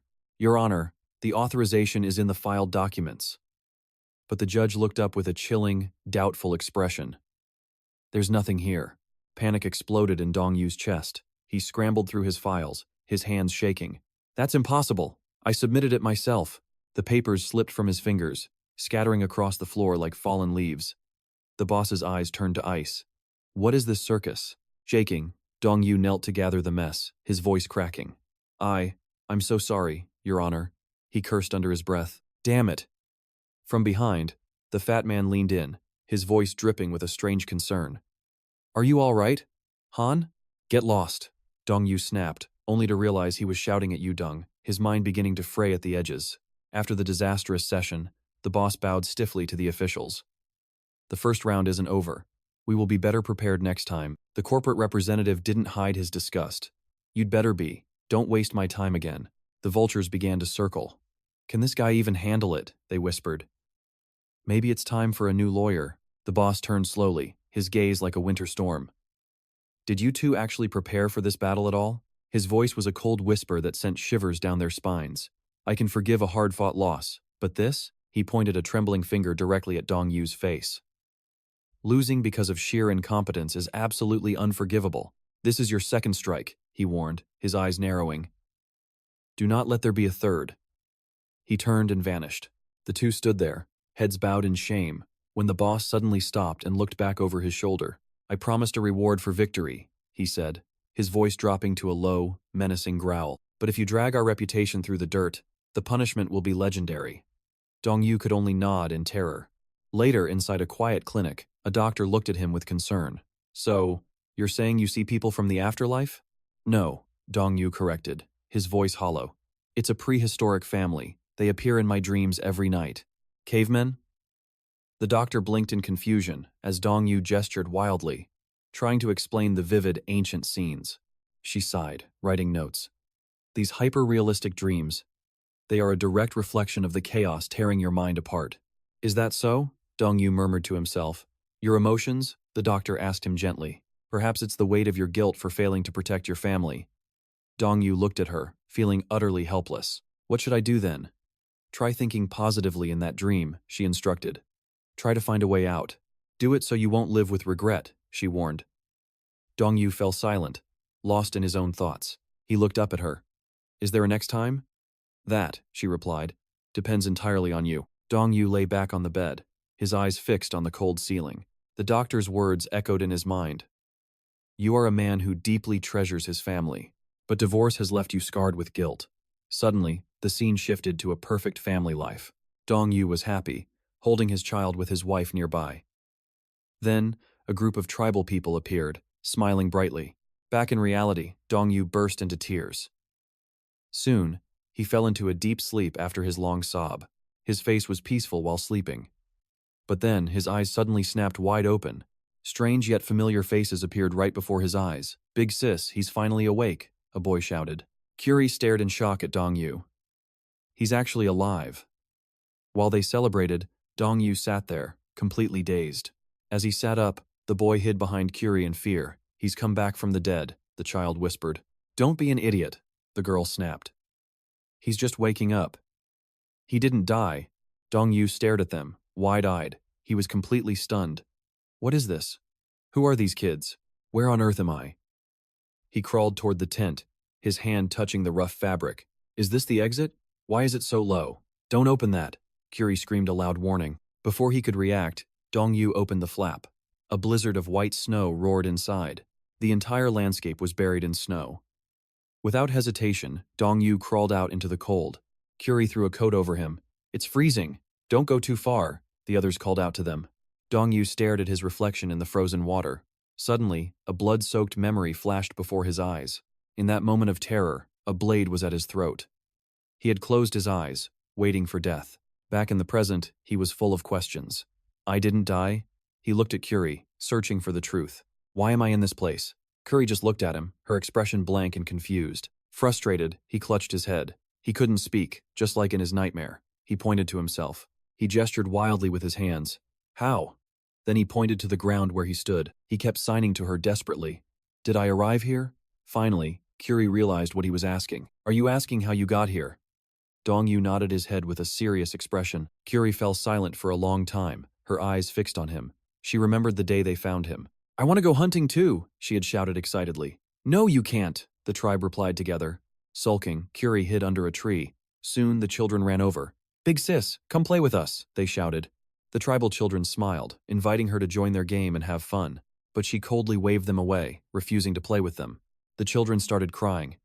Won't you play with us? Giving in, Curie finally followed behind the group. She looked toward the forest. I really want to try hunting, she whispered to herself. She turned back to the kids. They were laughing happily, each holding a different leaf. She placed a leaf in the water. First leaf to float down wins. They watched them race away. Mine is faster. No, it's not. Curie chased after them. Wait up. Run slower. The children ran in a line along the riverbank, chasing their leafy boats. Suddenly, they all stopped. 4 pairs of eyes locked onto a single spot. Curie peeked forward. There, floating in the water, was Dong Yu's body. Mom! The boy screamed at the top of his lungs. There's a person in the water. The tribe rushed over, their eyes filled with pure shock. Dong Yu was deep in a coma. The people surrounded him. staring as if he were some strange creature. Snow began to fall, covering everything in white. The children stared at his pale, lifeless face. Another night was claimed by the frozen darkness. The snow showed no signs of stopping. The adults watched Dong-Yu's every breath. By dawn, the blizzard finally broke. The children huddled closer to him. "Is he dead?" one whispered. "No," another replied. "He's still breathing." Mophead and Fatty watched him intently. Suddenly, his eyes snapped open. The children froze in pure terror. Reality came crashing back. Dong-Yu sat by a lake with Curie, his mind a whirlwind of confusion. Did I really just drift down the river and wake up in this nightmare? He remembered the warmth of his past family. He gritted his teeth. Is this where it begins again? Suddenly, a man's shout broke the silence. "Children, father is home." Dong-Yu remained motionless by the flickering flames. An eerie, heavy silence hung over the camp. Dong-Yu turned toward the child beside him. "Hey," the boy asked softly, "what is your name?" Dong-Yu remained silent. In his mind, he shouted his true identity. "I am Kim Dong-Yu." Voices from his past echoed in his ears. "Dong-Yu, Kim Dong-Yu, help us." He remembered his life as lawyer Kim Dong-Yu. He shook his head violently to clear the fog. No, that wasn't right. He wasn't asking for my old name. Panic flared within him. What was his name in this savage world? His expression grew dark with thought. "Who am I here? Let's move," Fatty barked. "Look over there," someone cried out. Pigtails rushed over and grabbed his hand. Suddenly, the lost memories flooded back into his mind. He scratched his head. He had never been given a name here. Is a name even necessary? The crowd began to murmur. What? No name? How can someone exist without a real name? He has one, Curie announced, placing a hand on his head. He just doesn't know how to speak. He looked up, letting out a strange grunt. She tilted her head curiously. Do we have names? As he stood up, Curie placed a hand on her chest. My name is Winter, she introduced. She gestured to the others with a smile. Sunday Moon and Star, she introduced everyone. Father, uncle, aunt. Dong-Yu listened, absorbing every detail of this new tribe. Morning, autumn, and big eyes. After the introductions, Curie turned her hopeful gaze toward him. We found you in the river, she said excitedly. Let's call you. River, river. He tasted the word in his mind. The others began to chant it. Curie waited expectantly. Is it okay? She asked. He pondered. A simple name for a new, brutal life. A slow smile finally spread across his face. Soon, the delicious scent of roasting meat filled the air. Laughter echoed as the tribe bonded over the meal. This rare warmth brought peace to Dong-Yu's heart. Morning light broke over the horizon. Everyone rushed toward the riverbank to wash their faces. It's freezing, a boy laughed. Dong-Yu splashed the icy water on his face, feeling the sting. The sun rose high. Hide and seek, the children cheered. But don't wander too far. Upon the signal, the children scattered into the brush in every direction. They scrambled for cover, desperate to avoid being caught by the seeker. Pure joy radiated from their faces. Curie finished counting and turned around. Ready or not, here I come. Her eyes were sharp. She quickly spotted a hidden figure. Found you, she chirped. The boy grinned sheepishly, caught red-handed. Nearby, two others were still frantically searching for cover. Curie's instincts were like a hawk's. I see you, she called out, pointing at the bushes. The group of caught players grew. Dong-Yu stepped in, helping her find the cleverest hiders. The peaceful hours drifted by as they played under the vast sky. Only a few remained hidden. Curie searched the tents, frustrated. Not here either. Where are they? Big Eyes, come out, they shouted. The golden sunlight bathed the world in a deceptive warmth. Suddenly, Mophead froze. In the shadows, a wild wolf was prowling closer, its eyes locked on him. Its snarling face was a vision of pure nightmare. Mophead trembled, tears of terror welling in his eyes. Suddenly, an elder's warning echoed in his mind. Never run if you encounter a wolf. His face turned grim as he added, Run, and the beast will surely hunt you down. Back then, we were just confused kids, yet Mophead's eyes sparkled with terrifying intensity. Returning to reality, the predator glared. Suddenly, a sharp voice shattered the freezing silence. Big Eyes, the wolf has shifted its focus. Now is our only chance to strike. Terrified, the boy scrambled up, sobbing while fighting to keep his trembling soul steady. Dong-Yu pointed forward, spotting little Mophead trapped in the corner of his eye. Curie tried to intervene but was stopped. Wait! They've noticed the feral beast lurking nearby. A wolf. Dong-Yu stepped forward. Was he really planning to face it all alone? He nodded with absolute resolve, eyes burning. I will save that child, no matter what. Without hesitation, Dongyu charged the beast, twisting his face into a terrifying, demonic mask. The sight left the predator completely paralyzed. It had never seen a human roar back. Unaware of the true danger, he frowned and rushed closer to rescue the frightened boy. Infuriated, the wolf lunged with lethal speed. Dongyu froze as death closed the gap. A sudden, piercing scream distracted the beast. It turned and vanished into the snowy woods. The elder had saved them both. Mophead ran to him, wailing in relief. "Grandpa!" He gently stroked the boy's head. "Well done," he whispered with a warm, proud gaze. Amidst the falling snow, his voice rose. "Wolves don't usually attack without a reason. But if you invade their sacred territory, they will strike with tooth and primal fury." The elder frowned, deep in thought. "But this isn't their territory. Why are they here?" He scanned the horizon and sighed. Something is wrong. This is truly strange, he wondered. The children mirrored his unease. Fatty just stood there, looking completely lost and confused. Elsewhere in the frozen forest, a pack of wolves played together in the deep snow. They were a close family. In their midst, a pregnant female carried the pack's future. Heavy with pups, she struggled.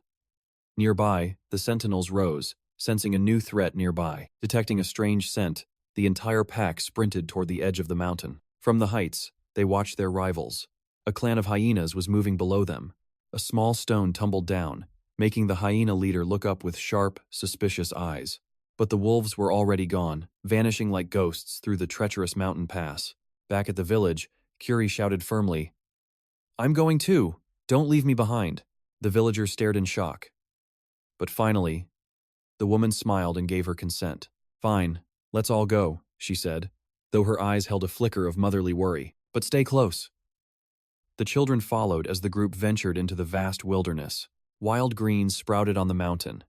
The women gathered cabbages to fill their bags. Even the kids worked hard. Curie proudly showed off a withered, frostbitten leaf she found. Her mother shook her head gently.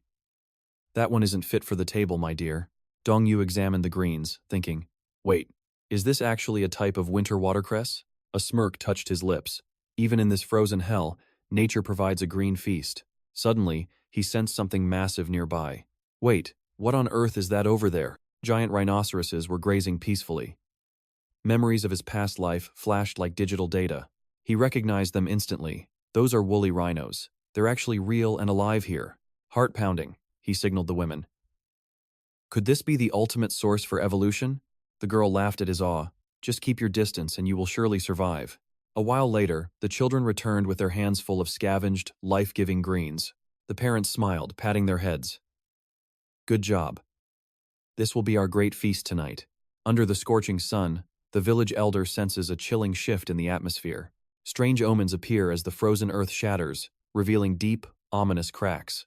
The elder's instincts scream that something is wrong. A storm is coming.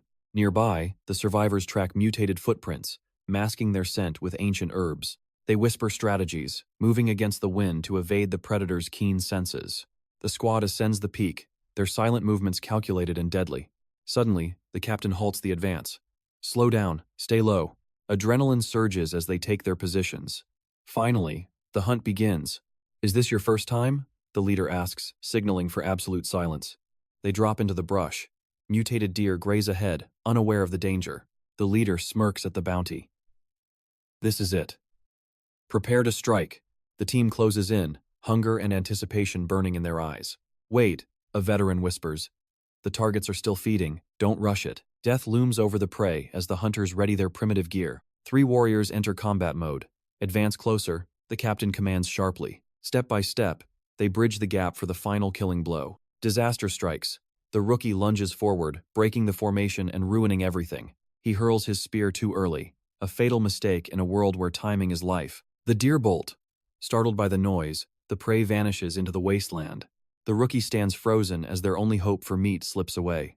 Rage explodes among the veterans. Their hard-earned meal has just escaped. Why didn't you wait? They bark, blaming the rookie's reckless impatience. I didn't want it to get away. But his excuses fall on deaf ears. The captain groans in frustration. This failure will haunt their empty stomachs. Patience is survival, he warns. They must push deeper into the ruins. Silence fills the forest. No other life remains in this dead zone. Reports of failure echo through the ranks. The prey has gone into hiding. Despair sets in. Will they starve in this frozen, zombie-infested wasteland? Will we return empty-handed? The rookie's face pales with fear and guilt. Wait, if there's no deer, we'll scavenge for hidden earth delicacies instead. Together, they heave a massive fallen trunk to expose the nutrient-rich soil. The log flips, but the ground below looks barren and lifeless at first. Dig deeper, they cry, clawing at the dirt with desperate, hungry hands. Jackpot, high-protein earth grubs wriggle within their grasp, true evolution food. Dusk falls as the weary hunters return to the safety of their shelter. The children rush out, but their faces fall. Where is the meat, father? No deer today. But the rookie reaches into his pouch with a grin.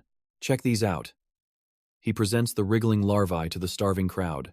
Preparation begins. Special stones are heated in the heart of the flame.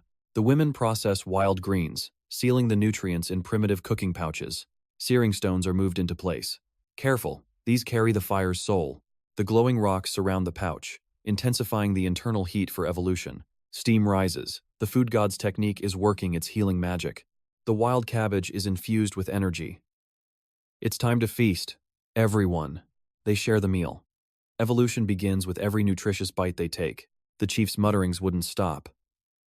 Everyone exchanged puzzled, anxious glances. What's happening? Suspicion clouded the air. This winter felt dangerously endless. A heavy, weary sigh escaped. Spring usually arrives by now, but the chief remained unsettled. No, spring was already overdue. Paranoia grew with every word. Even the mop seemed to mock his growing fear. It was truly unsettling.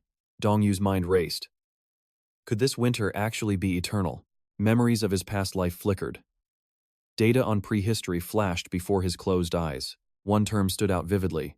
The Ice Age? He suddenly screamed in panic. Desperate, he tried to explain the coming doom. The tribe remained skeptical. Only Dongyu felt the weight of eternal frost. His expression darkened. Damn it, they didn't understand. Curry watched him in absolute shock. What's wrong? He turned to her like a drowning man grasping for hope. He grabbed her shoulders. I came in winter, and it's still here. Is it continuing? Finally, she understood. But the others only laughed at his grim warning. Spring always follows winter. They scoffed at the impossible, terrifying idea. Suddenly, the chief roared in fury. He's right. His observations confirmed the boy's fear. Look outside. Winter has overstayed. Silence fell as doubt gripped their hearts. Outside, the blizzard intensified into a white hell. Everything was turning to ice. Amidst the slumbering tribe, a freezing wind howled. Clinging for warmth, they shivered. But Dongyu couldn't find rest. Fragments of his old life surfaced. Real or dream? The pain was identical. Fierce beasts had torn through them before.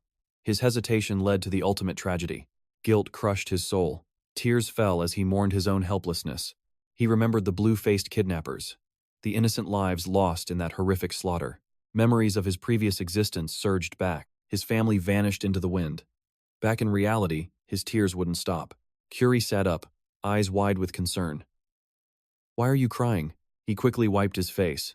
How could he possibly explain this heartache? You wouldn't understand. But she whispered. Do you miss your family?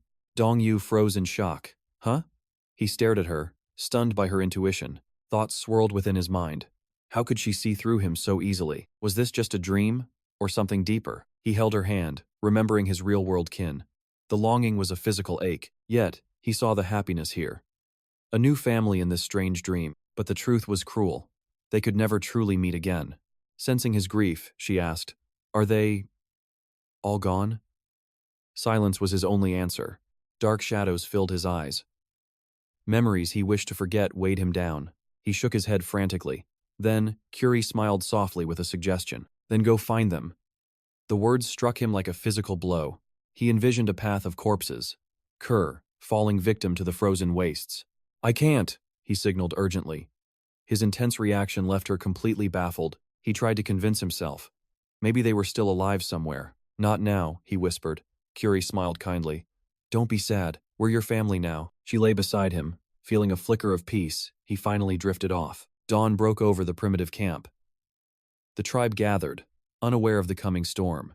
The village elder voiced his grim concerns. They had to prepare for the coming frost. Buzzcut dismissed the danger, insisting that spring was surely just around the corner. Enraged by such naivety, the elder lashed out with a sharp, stinging critique. Spring may come eventually, but what if it never does? Silence gripped the crowd. Our handsome protagonist stepped forward. Then tell us, what must we prepare first? The elder gestured to Dong-yu. Beside him, Curie nudged him to speak up. Me? Startled, Dong-yu gestured to himself before explaining his plan to a baffled Curie. Food.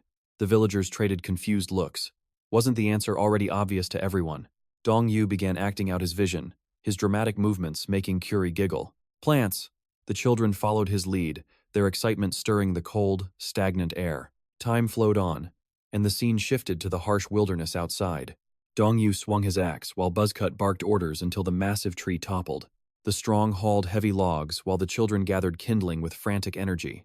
Dong-yu and Curie didn't stay idle, diving straight into the grueling labor. Curie discovered hidden foliage, exclaiming joyfully that these leaves were actually edible. Their mother praised them. Together, the tribe worked tirelessly to survive the winter. Meanwhile, the hunters took their positions. Calmface gave the silent signal. Slowly now, he whispered, while frizzy hair trembled with intense anxiety. Strike now.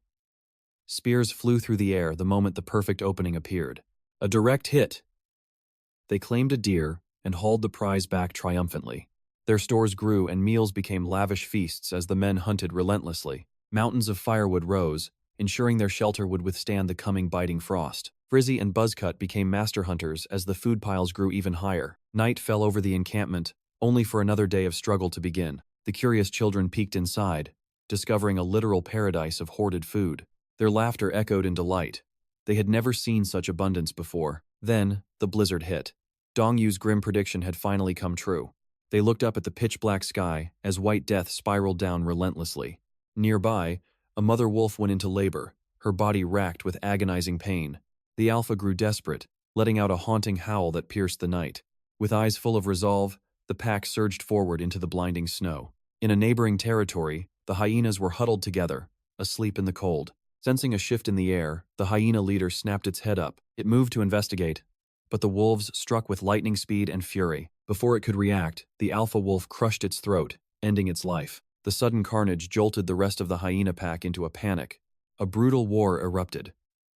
Wolves snarled and hyenas bit back in a desperate struggle. The alpha wolf let out a bone-chilling howl, commanding his pack to kill. The wolves intensified their assault, leaving the snow stained red with hyena blood. The blizzard showed no mercy, burying the battlefield in a layer of frozen silence. A one-eared wolf stood guard, protecting the mother wolf as she struggled to deliver. She shivered in agony. Suddenly, One Ear's ears twitched at a familiar sound. He quickly cleared a path, urging the trembling mother wolf to move forward. The alpha returned with fresh prey. Above, crows began circling the scent of death. The black scavengers multiplied, waiting for the feast to begin in the cold. Once again, a white hell descends. 3 children watch as the blizzard devours the world. The sight leaves them speechless. Relentless snow and biting winds scream through the wasteland. They slam the door shut against the frost.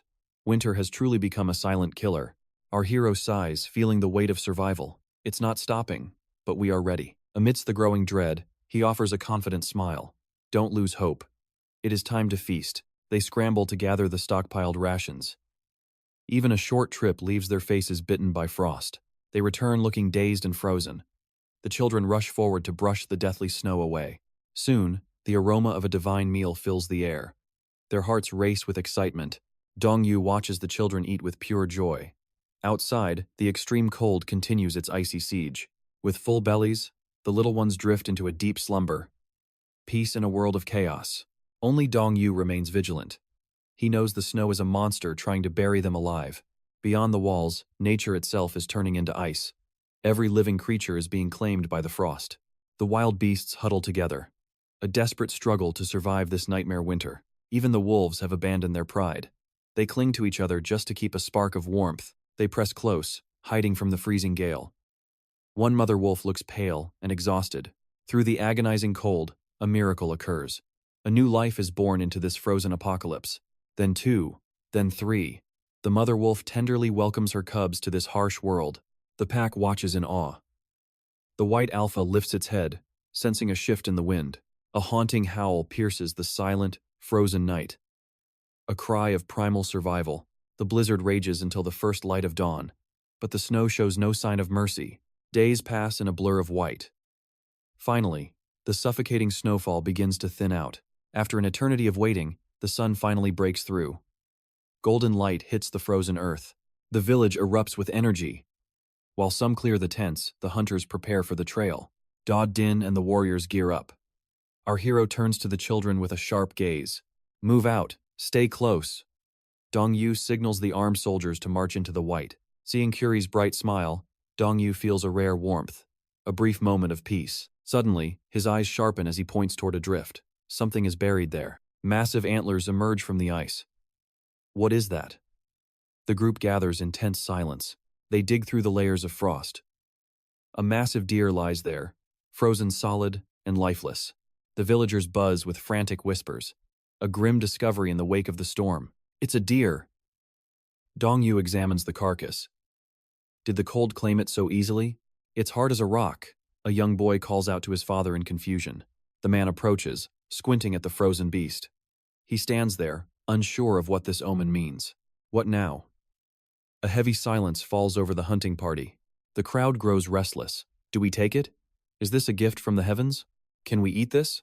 They lean in, hunger clouding their judgment. Is it too heavy to move? Dongyu watches them, his mind racing with caution. They reach for the meat. But Dongyu stops them. His sudden intervention shocks the entire group. Why? Even Curie looks at him with a confused and hungry gaze. Don't touch it. He warns them sternly, but the villagers remain skeptical. Why not eat? Dongyu tries to explain the hidden dangers of the wild. We don't know the cause of death. It could be tainted with rot or deadly parasites. His expression turns grim. It looks fine outside, but inside, it could be poison. The language barrier hits like a wall. How can he explain the science of contamination? Curie steps in, raising her hand to help. She begins to translate his warning of death. Watching his every move, she began to understand. She warned the group, don't eat anything until we know the cause of death. Eyes met as everyone weighed their grim options in silence. Finally, the leader spoke up. The kids have a point. Left with no choice, he ordered. Leave the deer carcasses, take only the hides and move out. Time passed as the sun burned cold over the white abyss. Footprints carved a lonely path through the deep snow. The hunt resumed, but tragedy struck. A massive snowslide erupted, nearly burying Curie alive. Luckily, Dongyu's lightning-fast reflexes pulled her back just in time. The group rushed over to haul her up. They realized they were standing on a treacherous, jagged precipice. Yen signaled for a single-file line. Stay focused, he urged. Follow exactly in my footsteps. Later, inside the dim shelter, the atmosphere grew heavy and tense. Staring at their meager rations, the girl asked softly, How long will this food last us? The elder sighed, stepping out into the biting cold. A month, maybe 2. If we are lucky. Her anxiety spiked. Will spring ever return to this frozen hell? He shook his head at the gray sky. I don't know. The future was a complete mystery. This eternal winter was unprecedented. Suddenly, something in the distance caught their eye. Over here, hurry! The group sprinted toward the frantic shout. 2 frozen, lifeless bodies lay still in the snow. The silence that followed was chillingly absolute. Did they freeze to death? Curie gasped, realizing one was a woman. Dongyu sensed something darker. He pointed to the remains, catching the leader's attention. Wait. Look at this. 2 jagged bite marks were etched into the frozen flesh. Look closely, he muttered. The leader's eyes narrowed. A beast did this. The news left everyone in a state of shock. A tiger? Someone whispered. Or maybe a mountain leopard. Inspecting the wound, the leader's face paled. These are wolf teeth marks. A predator was here. Dongyu stared at the carnage. A wolf? The sight was truly heartbreaking. A young couple, likely husband and wife. Why did it have to end like this? He wondered. Memories surfaced. A starving child's cry echoed in his mind. Mommy, I am so hungry. A father's desperate promise. We will find food. Stay here and protect your little sister. The children could only weep as their parents vanished into the blizzard. They had no choice. It was all Dongyu's theory the couple had gone out to scavenge for food. They must have crossed paths with a starving pack. 2 desperate worlds colliding in the dead of winter. But Dongyu shook his head. Something was off. If they were prey, they would be shredded. These bodies are untouched. The wolves did not hunt them for meat. They had food, and the wolves stole it. Dongyu's eyes lit up with a sharp realization. He signaled the group. They stared back, completely lost in his deduction. Moments passed. After hearing the logic, the leader finally nodded. It makes sense. Curie frowned, deep in thought. But only 2 hunters? For an entire family? They must have left the children and the elderly behind in hiding. She looked at Dong Yu. The elders sighed, staring at the frozen pair. They died trying to feed their children. They whispered in sorrow. We have to find them, Curie urged, her heart breaking for the orphans. But how? We have no trail. Yen shook his head. No, we will find them. How can you be so sure? He pointed toward the high canopy above. A crimson ribbon fluttered on a branch. What on earth is that? A guide, he deduced. They marked the path to navigate this blinding white tomb. Suddenly, a shout rang out. Look! There is another one further up. Tracking the crimson thread, the group moved with bated breath.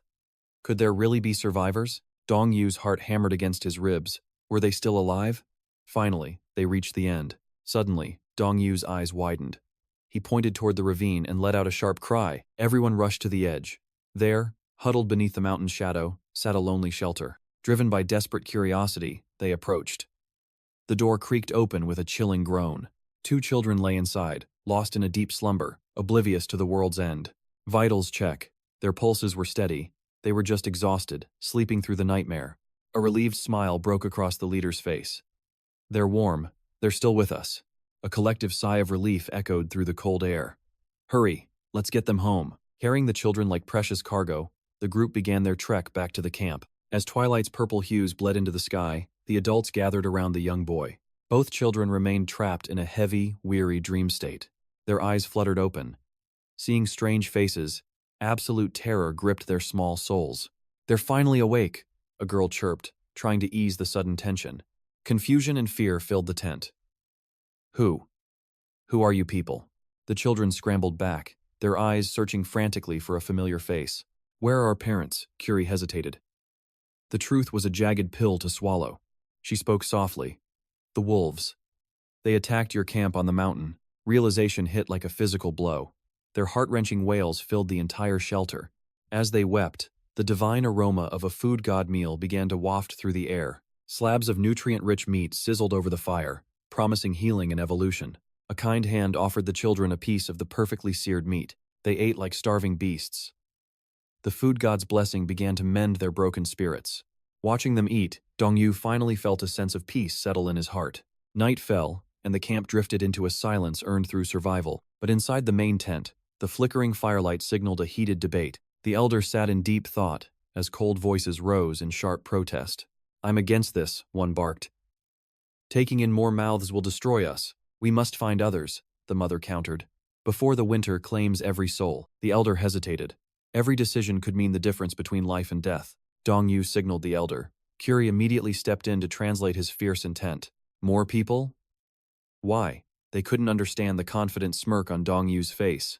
What's the point? How does adding more help us dominate this wasteland? Dong Yu's expression shifted to one of ironclad resolve as he gestured wildly. More people means more power, Curie explained. We can hunt the legendary beasts now. The elder patted his head, impressed. You're right. Numbers are our greatest weapon. The group's mindset shifted instantly. By morning, a new hunt was already beginning. Everyone geared up. Dong Yu and Curie checked their weapons with professional precision. 3 hunters stood ready under the high sun. It was time to expand their territory. Thwip! A single arrow pierced the silence, striking a rabbit with deadly accuracy. Got it, a rival tribesman cheered, unaware of the shadows closing in. As they claimed their prize, the heavy thud of giant paws shook the frozen earth. They were surrounded. The hunters had become the prey. What? What is this? The wolf's eyes glowed with a feral hunger, ready to tear flesh from bone. Stay calm, the leader lied, his voice trembling. Wolves, they don't usually hunt men. Just as the words left his lips, the wolves lunged. The bearded man frantically raised his staff to parry the strike. His eyes widened in sheer disbelief. Why were these beasts targeting humans? He whipped his head around, scanning for an explanation. Luckily, his reflexes held true, his staff barely holding back the snarling predator's jagged fangs. The wolf recoiled to the side. The bearded man's confusion only deepened as he analyzed their strange, unnatural aggression. Something was wrong. Wolves didn't usually hunt men this relentlessly. These weren't just animals, they were feral, possessed by bloodlust. Desperate, he roared commands to his sons. Nearby, the lone rabbit they had caught was already cold and dead. Then it clicked. The pack's gaze was locked onto the rabbit. "Stay sharp," he hissed. "Don't give them an opening." The wolves circled, eyes burning with hunger. His son, shaggy hair, trembled in fear. "Father, what do we do?" A realization dawned on him. In this apocalypse, food was a death sentence. "Give the rabbit to me now." Shaggy hair, though confused by the sudden request, quickly handed over their only precious prize. The wolves' snarls intensified at the sight of the meat. His theory was confirmed. The scent was driving them mad. He looked at his sons with iron resolve. "When I throw this, you run the other way. Don't look back." The boys realized the sacrifice and nodded grimly. "Understood, father. We're ready." With a powerful heave, he hurled the rabbit into the air. The trio bolted, disappearing into the woods like shadows. Their faces were masks of intensity as the wolves swarmed the tiny carcass, ignoring the fleeing humans. They pushed through the dense brush for what felt like hours, their lungs burning and muscles screaming in exhaustion. Shaggy hair glanced back, a sliver of hope in his eyes. I think we finally lost them." The archer spat in frustration, mourning their lost meal. "All that work for a rabbit we didn't even taste." "A rabbit isn't worth our lives," the brother sighed. He turned to the bearded man. "So, what's the plan now?" Survival demanded more. "We start over," the old man declared, rising despite his aching bones. "We find something better." They trekked deeper into the unknown, nerves frayed. "What if that bloodthirsty pack finds us again? Then we run faster." Meanwhile, another group led by 𝒂𝒂𝒍𝒚𝒑𝒔𝒆 was carving their own path through the frozen hell. 𝒂𝒂𝒍𝒚𝒑𝒔𝒆 leaned toward the leader, calm face. "Does this feel off to you?" "Something isn't right. The woods are too quiet," the boss muttered. "Perhaps the eternal snow has driven all the game away." Suddenly, Calmface's expression sharpened into a mask of warning. He raised a hand, freezing the group in place. "Wait." The survivors exchanged tense glances, their hearts hammering as he signaled for absolute, deathly silence. "Don't move." A rhythmic rustling echoed from the thicket ahead. Something dangerous was approaching. Shaggy Hair's ears twitched. His survival instincts were screaming as the sounds grew louder. "Is it humans?" he whispered. 𝒂𝒂𝒍𝒚𝒑𝒔𝒆 nodded, recognizing the distinct, heavy weight of human footsteps. Stealthily, they began to close the distance, their primitive weapons held at the ready. Ban Bao whispered nervously, "What if they panic?" The archer agreed. In this world, a misunderstanding meant certain death. Dong Yu paused, a spark of inspiration flickering in his eyes as he considered their next move. He turned to the confused group, his hands raised. Suddenly, he began to clap with a steady, rhythmic beat. "If we clap, they'll know we aren't monsters," Dong Yu explained. The team marveled at his brilliant survival tactic. Understanding the signal, the rest of the crew joined in, creating a rhythmic symphony in the silent woods. On the other side, the bearded man's group froze. Hearing the signal, the old man began to clap back. A surge of hope and curiosity washed over him. Could it really be other human survivors? "Stay where you are," he shouted, clapping even harder to bridge the gap between their two groups. Ban Bao blinked in surprise. "Did they just clap back?" 𝒂𝒂𝒍𝒚𝒑𝒔𝒆 nodded, a rare smile tugging at his lips. A surreal scene unfolded as both groups marched toward each other, synchronized by the steady sound of clapping hands. Finally, the two parties met face to face. Dong Yu and Curie stepped forward with a peaceful, open greeting. The bearded man returned the gesture. Calmface lowered his weapon, signaling that for today, there would be peace. The tension melted away, replaced by the warmth of human connection as they shared stories of their long survival. "Is this meat jerky?" The sons tasted the food, and the divine quality of the nourishment brought tears to their eyes. 𝒂𝒂𝒍𝒚𝒑𝒔𝒆 watched the bearded man's joy, knowing that a single meal could be a life-changing blessing. "We barely caught a rabbit before the pack surrounded us." Yen's expression shifted instantly. "Did they steal it?" Spiky Hair pondered. Strangely, the wolves targeted the humans first this time. This predator behavior left the bearded man completely baffled. Suddenly, Dong Yu stood up, signaling the group. Curie smiled, asking if they had any other kin. The archer nodded quickly. "My mother and my baby are still at the shelter." Dong Yu's eyes lit up with excitement. Curie translated his command. "Then we move out." The party resumed their journey, now with the bearded man's group in tow. The atmosphere lightened as they bonded. Nearby, a mother wolf sensed a strange presence. The white alpha returned with a fresh kill, sparking joy in the nursing mother. Without wasting a second, the alpha expertly tore off a succulent rabbit leg. He offered the prize to his mate. Exhausted from nursing, she accepted the meal gratefully. While the pups played with their leader, the mother let out a triumphant howl. At the signal, the pups rushed to nurse, behaving like obedient little soldiers. On the other side, the alpha signaled the rest of the pack to feast. They tore into the meager scraps. It was their only sustenance in this frozen hell. The scene shifts. Children wait outside the tent as the men enter the dwelling. The woman inside stared, completely bewildered by the sudden visitors. The bearded man explained everything while Curie offered a handful of divine, glowing fruit. One bite of the mysterious fruit, and she laughed, her energy instantly restored. Time passed, and the reunited family followed our heroes toward a new destiny. In a flash, they reached the main base. The newcomers stood frozen in pure awe. The archer gaped at the massive structures. Is this really a house? Spiky Hair examined the thick walls. What kind of beast's hide is this? That's madder elephant skin, the elder laughed. It was a name they'd never heard before. A madder elephant? Curie quickly led the woman and child toward the living quarters. This is our sleeping area, she explained, before showing them the massive supply depot. A storage room? They were stunned. Next, Curie revealed the armory full of weapons. The sight of such high-level gear left the newcomers absolutely speechless. She chuckled, leading them to the food vault. Their jaws dropped at the mountain of supplies. It looks delicious. As evening fell, the village prepared for a legendary feast. Spiky Hair and Yen moved with divine speed, carving thick slabs of prime meat. Women distributed fresh greens while the meat sizzled over the roaring flames. Hot stones were placed over the food bags to lock in the evolving nutrients. Every face glowed with anticipation. Dongyu looked over, noticing two small shadows. The orphan children waited patiently. Seeing their calm, Dongyu felt a sense of peace. Even the strangers were beginning to feel at home in this food-blessed sanctuary. It's ready. Let the feast begin. Skewers of glistening meat were handed out. The children's eyes sparkled as they bit into the evolution-granting meal. Pure happiness.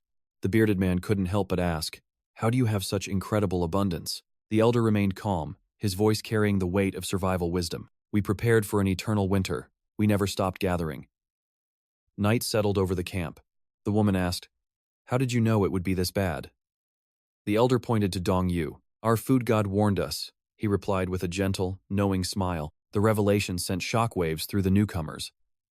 The children looked at Dongyu with hero worship. Sensing their intense gazes, our legendary protagonist could only scratch his head in embarrassment. Outside, the temperature plunged even further. Curie watched the falling snow with a heavy heart. 4 souls gazed into the abyss as the freezing sky poured down endless, icy snow. As night fell, it was time for rest. Young Mophead laughed, finding joy in the crowd. 1, 2, 3, 4, 5. The boy cheered, overwhelmed by the presence of so many others. The older girl teased his counting skills, sparking a playful outburst of childish rage. He tried again 1, 2, until the scouts arrived with smiles that promised a brief hope. "Stand back." Radiant heat stones were laid down to ward off the biting, winter frost. The children gathered, mesmerized by the glowing warmth vibrating from the mystical rocks. "Easy there." The handsome leader warned them the heat was still too intense to touch. A brutal night passed. By dawn, the stones were finally safe to grasp and hold. The young woman distributed the warmth. 2 stones for every single shivering child. Pure joy lit up their faces. Even Dongyu received his share of miraculous comfort. He stared at the stone, shocked. A warmth that felt like a long-lost dream. Sleep well, children. Clutching their warmth, the little ones drifted into a deep slumber. They held tight, afraid the heat would vanish. Meanwhile, Mophead played with a trophy. Amidst the laughter and games, a sudden movement broke the peaceful, nighttime atmosphere. A sharp strike landed. Mophead collapsed, his face twisted in a mask of sudden pain. Laughter erupted, even from those who had lost everything. A rare moment of levity. "Wait, is that Dad?" The children dashed forward, hope igniting in their desperate eyes. "Dad?" But the hunters' grim faces told a different, soul-crushing story. No one returned. Nothing. Not even a rabbit. Curie's voice cracked with the weight of another failure. Fear crept into their hearts. How long have we been trapped in this frozen hell? Time had lost all meaning. The group's morale was sinking into the icy, dark depths. Rest up. The bearded warrior whispered, perhaps tomorrow, the heavens would finally provide. Dawn broke, and the hunt resumed. Every ounce of strength was poured into survival, but the forest was silent. Have the animals vanished beneath the frozen earth itself? Nothing but shadows. The wasteland offered no life to sustain the starving, desperate group. Empty-handed, they returned. The village elder's eyes were filled with silent, crushing despair. The young woman whispered the question they all feared. How much longer can we survive? 1 month, maybe less. The elder's grim verdict hung heavy in the freezing air. What about the fields? Gone. The beasts have stripped the land of every green leaf. A catastrophic realization. Without plants or prey, they were standing at death's frozen door. Evening fell again. The hunters returned like ghosts, their hands as empty as their stomachs. Silence reigned. The young girl watched them, her eyes mirroring the group's collective failure. Nothing today? A weak, helpless nod was the only answer. The cycle of hunger continued. The rations were vanishing. A single, heavy sigh echoed through the near-empty storehouse. Dong-yu stared at a lone floret. Could this withered thing bring life back to soil? A vision of a green revolution flashed through his mind, a miracle born from the dirt. But reality was a cruel master. In this eternal winter, nothing could ever grow. They turned away, abandoning the dream. The vegetables lay forgotten in the freezing dark. The revolution was delayed. Desperate, the leader suggested a forbidden path, a hunt far away. Beyond the river lies the great mountain, untouched, uncharted, and filled with potential prey. The elder's face went pale. He immediately shut down the dangerous, suicidal proposal. Never. The elder's sudden fury silenced the room. A chilling, serious warning followed. Tigers, the word sent a shockwave through Dong-yu. Monsters were lurking in the shadows. Images of lethal predators flashed through Dong-yu's mind. A chilling reality finally sinks in. Confronting a tiger with their current numbers is suicide. Someone suggests a pivot. The open fields. The suggestion catches the tribe off guard. The fields? That territory is legendary for its danger. Do you even know what lurks out there? The small scout begins calculating their slim survival odds. Rhino cows. The mention of these behemoths leaves the elder stunned. Can such monsters even be hunted? Yan nods solemnly. In this apocalypse, field beasts are towering mountains of aggression and muscle. They aren't just wild, she warns. If provoked, these creatures transform into unstoppable killing machines. Dong-yu freezes. Did she say beef? His mind races back to the succulent steaks of old. His eyes ignite with a golden hunger. His food god ability senses a legendary feast approaching. Why settle for meager deer when prime beef exists? He stands abruptly, his soul screaming for protein. His expression turns deathly serious. The tribe watches, trembling at his sudden, intense shift in aura. What's the plan? Curie asks, confused. We have the numbers, but they have the power. She translates his resolve to the group. Hope flickers. With their food god, maybe it's possible. Dawn breaks on the hunting grounds. Scarface points toward the horizon with a steady, grim hand. There they are. Black-hided beasts with horns like spears. Dong-yu's face pales at their sheer scale. He stares at the prehistoric tanks. This isn't a farm. It's a god-tier boss raid. These aren't the cows he remembered. His lips curl into a strained, nervous smile. Can they really win? The tribe remembers the strategy.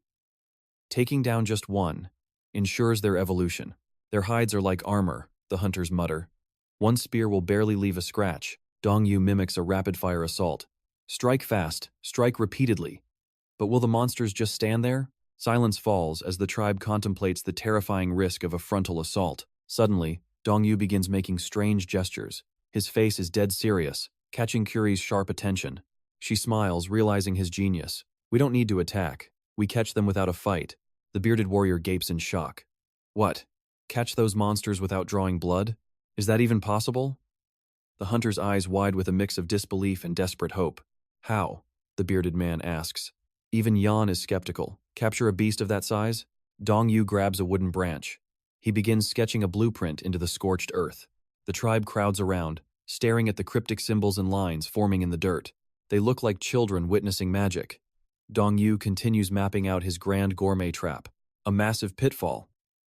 The realization hits them like a thunderbolt, followed by bursts of amazed laughter. I get it, Shaggy Hair cheers. He's seen ancient drawings of this legendary hunting tactic before. The next morning, the hunt begins. The massive beasts graze, unaware they are being watched. Dong-yu glances at the group's muscle. He recalls his previous struggles with the greedy fatty. Back then, hunger drove them to madness. Fatty's eyes had been filled with raw, primal desperation. But today is different. To evolve through food, Dong-yu must first master the prey's nature. Under the harsh sun, He realizes there's no system guide here. He must observe to survive. "They're moving," the scout whispers. The herd begins a slow, rhythmic migration toward the water. The hunters shadow them like ghosts. The behemoths stop to drink, their guard momentarily lowered. Jan tracks every movement. They drink now, then rest. The sun sets, bringing the midnight chill. Finally, the earth-shaking beasts fall into a deep, heavy slumber under the moonlight. Jan signals the retreat. They slip back to their secret camp to finalize the killing zone. He maps the herd's path again. From the grazing fields to the watering hole. Every step, the tribe watches with bated breath. This is where their survival and their evolution will be decided. "Where do we dig the grave?" the bearded man asks, his spear ready for the trap. Jan points to a narrow choke point. The plan is set. Tomorrow, the food god claims his prize. Dawn broke over the wasteland. Flathead rallied the survivors, ordering everyone to gather heavy branches and fallen timber. Without a word, the group threw themselves into the labor, fueled by the primal instinct to survive. A mountain of wood soon towered over them. Next came the grueling task of excavating the frozen earth. From the shadows, Dong-Yu and Curie watched in silence. The sheer absurdity of their situation felt suffocating. Clawing at the dirt with jagged stones felt like an eternity. By sunset, their hands were raw and bleeding. Despite their agony, the earth barely yielded. It seemed like an impossible battle against the terrain itself. A full day of backbreaking labor had passed, yet the pit remained shallow. Exhaustion weighed on them like lead. Suddenly, a metallic clank drew their gaze. Flathead emerged from the gloom, wielding a rusted shovel like a holy relic. "Is that a shovel?"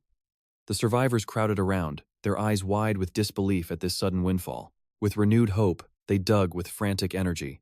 Another night vanished into the light of a new dawn. The trap was finally deep enough. Dong-Yu and Curie shared a grim smile, signaling the next phase. Time was their enemy. "Hide it," the elder hissed. "The herd will be here before the sun peaks." They scrambled to cover the maw of the pit.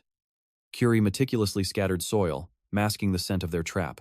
Dong-Yu shoveled the final layers of snow. The camouflage was flawless.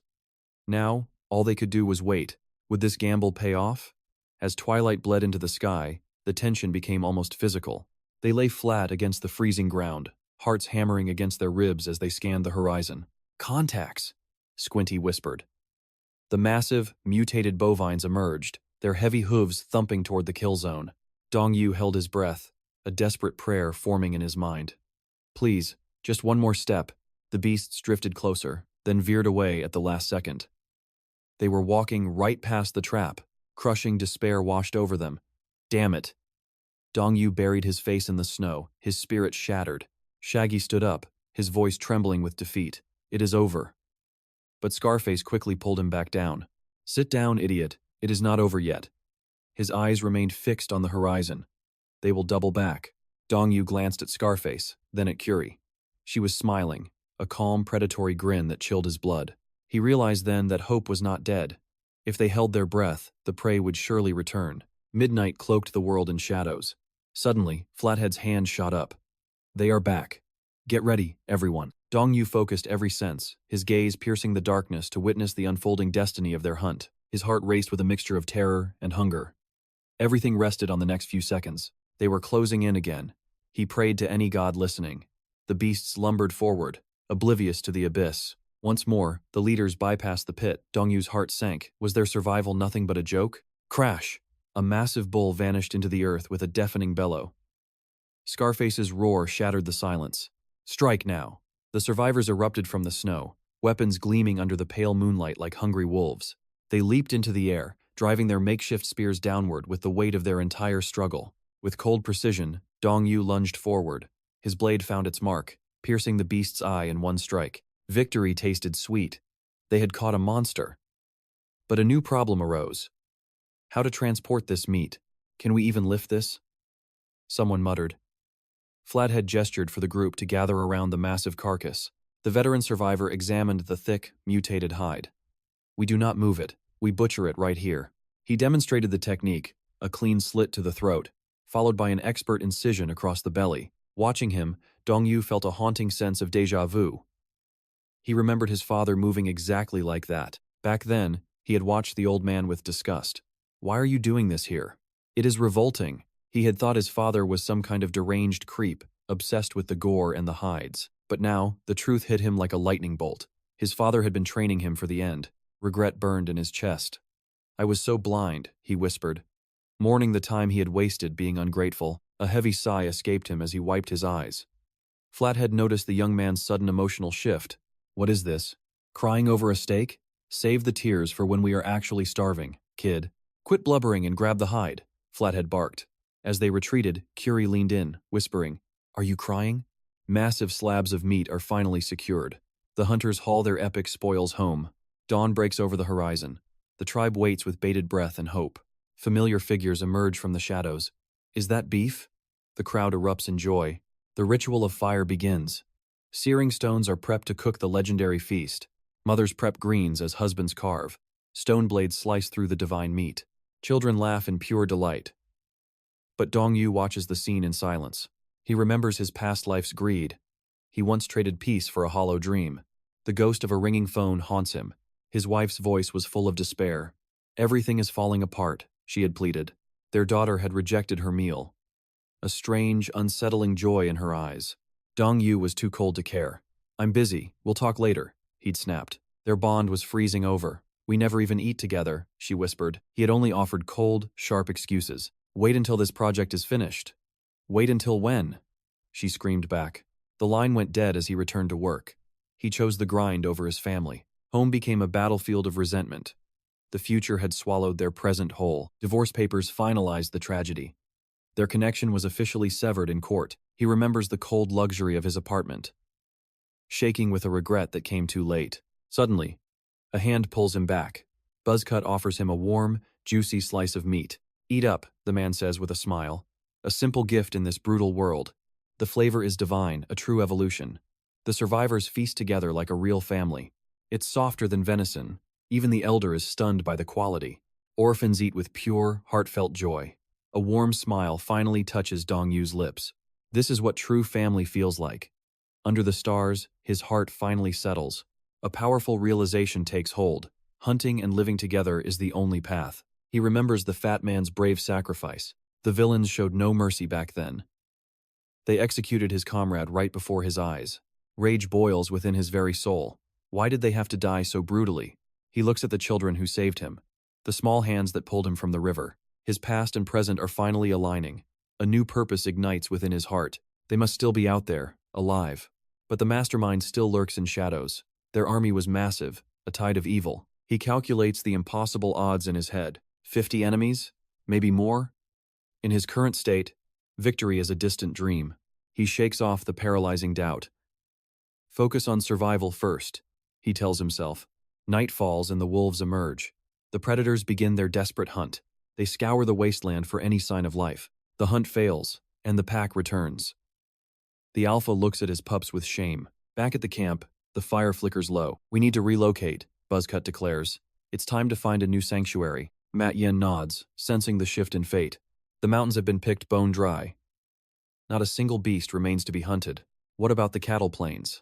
A mother suggests a dangerous gamble for food. "The winds there are too violent," the elder warns. "The mountain base could shield us." The elder sighs. "For now, we stay." Jia Lang sensed the shifting tides. If their numbers increased, their current shelter would never suffice. Night fell like a shroud. Inside the stifling tent, Tok Du groaned as the walls seemed to close in. He roughly shoved the sleeping dumpling aside, desperate to carve out a sliver of space for himself. Silence reclaimed the camp. But in the darkness, a primal chase began as cattle fled from hungry wolves. The alpha's eyes blazed with fury. He had no intention of letting his prey escape the slaughter. In a flash of fur and fangs, dozens of wolves lunged, tearing into the massive beast's flesh. One cow finally collapsed under the onslaught. Leaving the carcass, the alpha pursued the remaining terrified herd. The alpha's howls echoed through the night. Below, the fallen prey thrashed in its final moments of despair. In their blind panic, two massive beasts collided with a force that shook the very earth. The impact sent them reeling through the air. The unlucky cow slumped to the ground, broken and defeated. Sensing an easy meal, the rest of the pack swarmed forward to claim their bloody prize. Morning light broke. As the group scavenged for food, Dong Yu's sudden shout pierced the silence. He had discovered the mangled carcass and sprinted forward to examine the grim remains. They brandished weapons to scatter the crows. Only half the beast remained, stripped down to jagged, white bone. Buzzcut knelt, his eyes narrowing as he analyzed the scene. This wasn't a natural death, he muttered. Deep lacerations covered the hide. Dumpling trembled, wondering if a tiger had stalked this land. Mat Yen shook her head. Tigers hunt alone. These wounds. They were inflicted by a coordinated pack. They stared at the butchered remains. The truth was, chilling, could a wolf pack be hunting their territory? Buzzcut fell into deep thought. Wolves? Suddenly, Dong Yu's scream diverted everyone's attention once again. Tokdu sighed in pure exasperation. What now? Is there no end to the drama today? Dong Yu signaled frantically. As the message became clear, Curie's face twisted into a mask of pure irritation. Those wolves stole our meat, Slanted Eyes gasped. Wait, were these cows ever actually ours? The archer agreed. Wild cattle belong to no one. But Dong Yu's mind burned with the concept of ownership. Article 5. Ownership through possession. In this lawless world, he who holds the prize is the master. Publicly claiming property grants the right of ownership. To register it in one's mind is to become king. Through continuous and good faith occupation, the law of the wasteland recognizes the possessor's absolute right. The realization that the wild herd wasn't private property hit Dong Yu like a physical blow. Admitting his logic was flawed, they marched onward as the scorching sun reached its peak. Something felt off. Dong Yu scanned the horizon. Wait. Isn't this where we set our traps? He froze. A group of strangers had already gathered right beside their carefully hidden pit. Exhausted but fueled by indignation, the group rushed forward to confront the intruders. The strangers met them with cold, hostile gazes. The air crackled with the threat of violence. Dong Yu's stare was met with a sneer from Mullet. Looking for something? Curie snapped back immediately. That's our pit, Mullet merely laughed. In this dying world, nature belongs to everyone and no one. We found it first. Curie's blood boiled. The injustice of the wasteland was truly suffocating. Dumpling stepped forward, pointing at the earth. We dug this with our own hands. It's ours. The strangers blinked in confusion. You actually dug this? This massive hole was your doing? Buzzcut remained a silent pillar of strength. Finally, the strangers asked, why dig such a colossal trap? The tension simmered down into an uneasy truce as both groups sat to discuss their survival. Buzzcut began resetting the mechanisms. Mullet watched skeptically. A trap for cows? Will this actually work? Tokdu gave a confident smirk. As twilight approached, they retreated into the shadows to lie in wait. Dong Yu glanced at Mullet, whose face was still etched with doubt and confusion. Curie whispered through gritted teeth, watch closely. This is how masters of the hunt operate. Mullet sighed, forced to trust them. Suddenly, the ground trembled as the fierce herd drew near. They're coming, Dong Yu whispered. Every breath was held as the prey neared the point of no return. Target in sight, the massive herd continues their relentless advance forward. They dodged the pit. Bullcut couldn't hide his wicked smirk. What's this? Just passing by? Can we catch them? Dong Yu sighed in total frustration. The elders' expressions turned grim as they watched the horizon ahead. The cattle bypassed the trap completely. All that hard work was for nothing. Bullcut sneered at Dong Yu. Rage boiled within him, but he was helpless. Mat Yen suggested waiting until dark. The bearded man stared back in disbelief. Wait until night? Suddenly, frizzy hair scanned the area with narrow, suspicious eyes. Wait. Why? What is it? He pointed ahead. A mammoth herd was approaching. Bullcut's face beamed with greed. Wait, what? Dong Yu gasped in shock. Mammoths? In a place like this? Massive giants appeared, shaking the earth. Dong Yu screamed a warning to the team. Bullcut's eyes shimmered with greed. The biggest prey on the whole plains. Bullcut grabbed his gear and shoved a spear into Dong Yu's hands. He charged toward the mammoths instantly. Dong Yu stood there, completely stunned. Where are you going? Curie yelled. Bullcut laughed, chasing the massive beasts. Curie chased them in a panic. How could they catch such monsters? But Bullcut didn't care. The thrill of the hunt had taken over. Hunt now. Think later. Back at camp, the others realized they were gone. They're chasing mammoths? The handsome warrior turned, his face pale with shock. What? The three youngsters had already vanished into the mammoth's trail. Shorty screamed in worry. The uncle sighed. They were already out of earshot. Mustache smiled calmly. My kids are stubborn. They'll come crawling back soon. Silence fell as they stared at the sky. How far would they go? Deep in the forest, Bullcut explained. We stop when I'm bored. Dong Yu looked around nervously, realizing the gravity of their situation. They were far from the adults. It's too dangerous here, he whispered. Night began to fall as the elders searched the darkening woods. Where are they? As darkness loomed, The three kids finally smiled. The mammoths were grazing peacefully. Imagine the power from these meals, 𝒑𝒂𝒍𝒚𝒑𝒔𝒆 whispered. They're calm while drinking. Curie nodded in silent agreement. Suddenly, Dong-Yu sensed a deadly presence. He signaled the others to stop. 𝒑𝒂𝒍 looked confused. Dong-Yu silenced him and pointed into the shadows.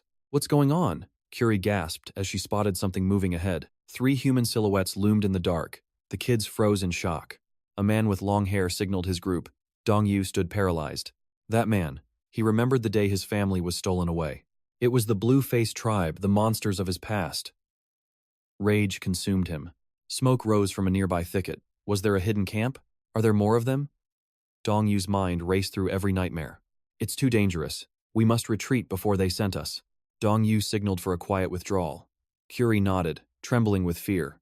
They began to creep away like ghosts, desperate to reach safety. Suddenly, voices boomed through the forest, calling out their names.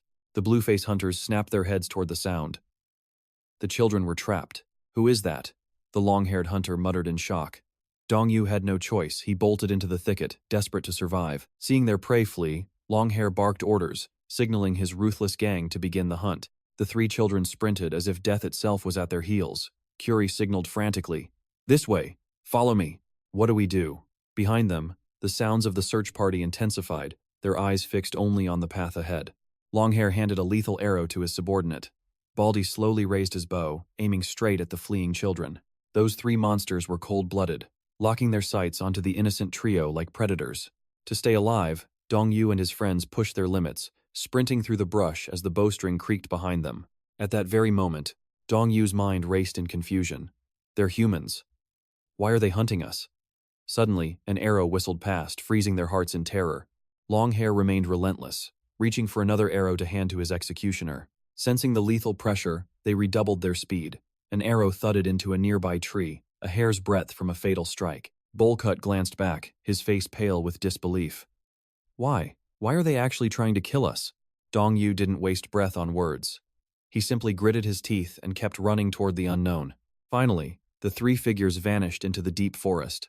Longhair signaled a halt. Stop, they've gone too far. Baldy lowered his bow, looking puzzled. Should we not hunt them down and finish the job? The leader shook his head, choosing caution over the chase.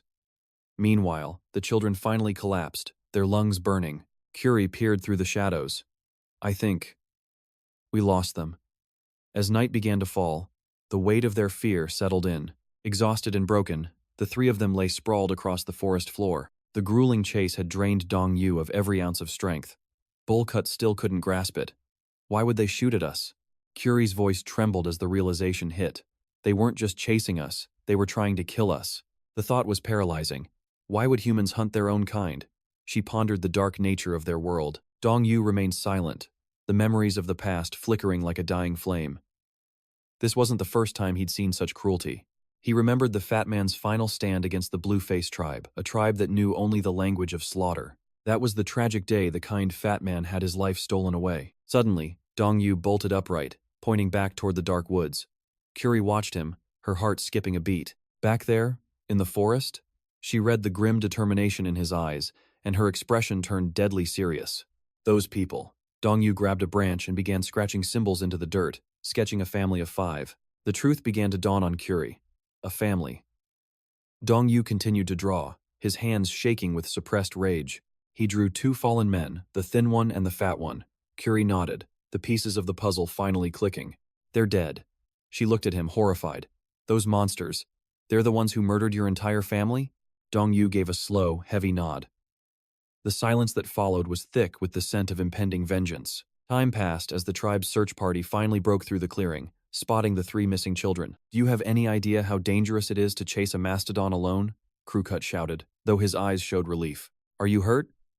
Talk to me. Mustache rushed over, checking 𝒑𝒂𝒍𝒚𝒑𝒔𝒆 for any signs of injury. Well, did you see the legendary mastodon? Squinty Eyes laughed, trying to lighten the heavy atmosphere. It's massive, right? How close did you get? 𝒑𝒂𝒍𝒚𝒑𝒔𝒆 just scratched his head, unable to find the words for the nightmare they'd escaped. The elders sighed in relief when they heard the kids were safe. But Curie's voice cut through the joy. We saw something else. The festive mood vanished instantly. Everyone turned toward her, their faces etched with sudden concern. Humans? Curie stepped toward Dong-Yu, placing a comforting hand on his shoulder, her voice dripping with sorrow. The killers who took everything from Dong-yu, they are here, in this forest. The revelation turned the air to ice. Shock rippled through the group. No one expected the past to catch up so soon. As night deepened, a fire was lit. The scent of succulent meat roasting over the flames filled the air. Bullcut waited hungrily, his stomach growling for the feast. It turned out the pit trap had successfully snared a bull. Yet, Dong-yu sat alone, lost in a sea of sadness. The trauma was a shadow he couldn't outrun. Did they recognize me? He wondered, his heart heavy with the burden of survival. Seeing his spirit fading, Curie walked over with a gentle smile, offering the food that would soon spark his awakening. "Fear not, we are your shield." The chief stepped forward, his gaze softening. "Stay strong, child." Seeing such genuine warmth from them, a gentle smile finally graced Dong-yu's face. Memories surged. He wouldn't let this new life vanish. This time, he would protect them all. Night fell like a shroud. Elsewhere, the butcher asserted dominance while his scout reported the findings. A pack of 10 beasts was spotted moving together, including a single young offspring. "Did you capture it?" the butcher barked. Longhair sighed. "Impossible. They never leave the pack." A grim silence followed as thoughts turned to the hunt.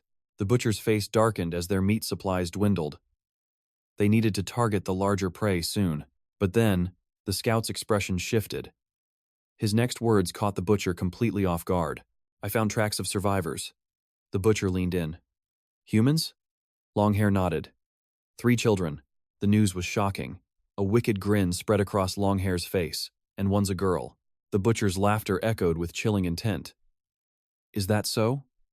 "How very interesting." Oblivious to the looming threat, Curie rested. At the tribal hut, the atmosphere was suffocatingly heavy. Silence fell like lead after Dong-yu's revelation.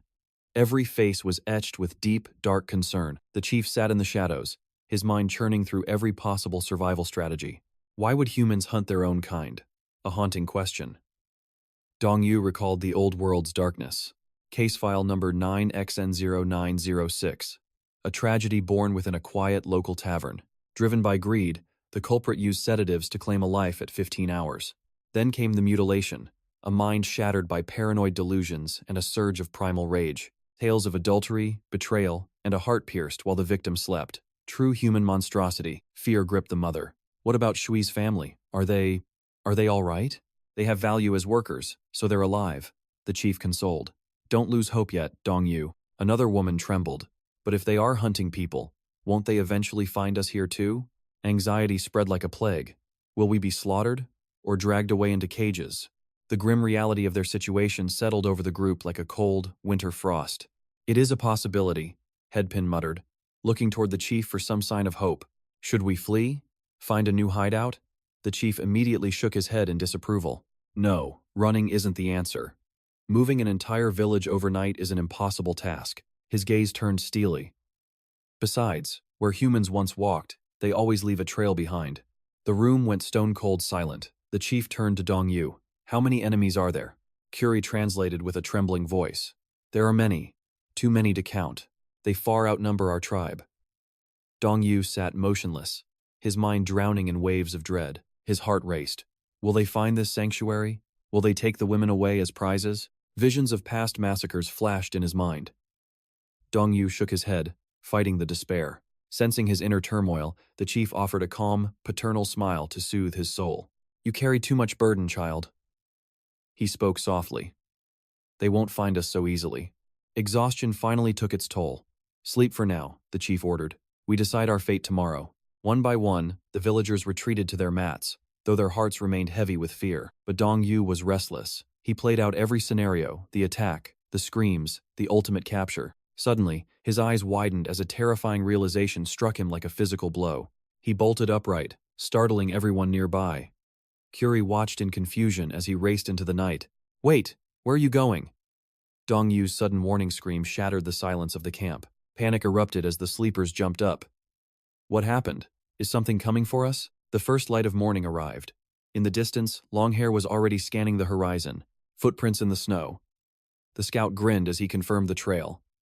The hunt had begun. The pale-faced hunters pushed forward through the gloom, their eyes sharp with lethal caution. After scouting the path ahead, Longhair suddenly signals a halt. His comrades freeze, their faces twisted in confusion and shock. Why stop now? But his expression turns grim as a haunting sound echoes through the trees. The team listens intently until the realization hits. That sound. They charge toward the noise.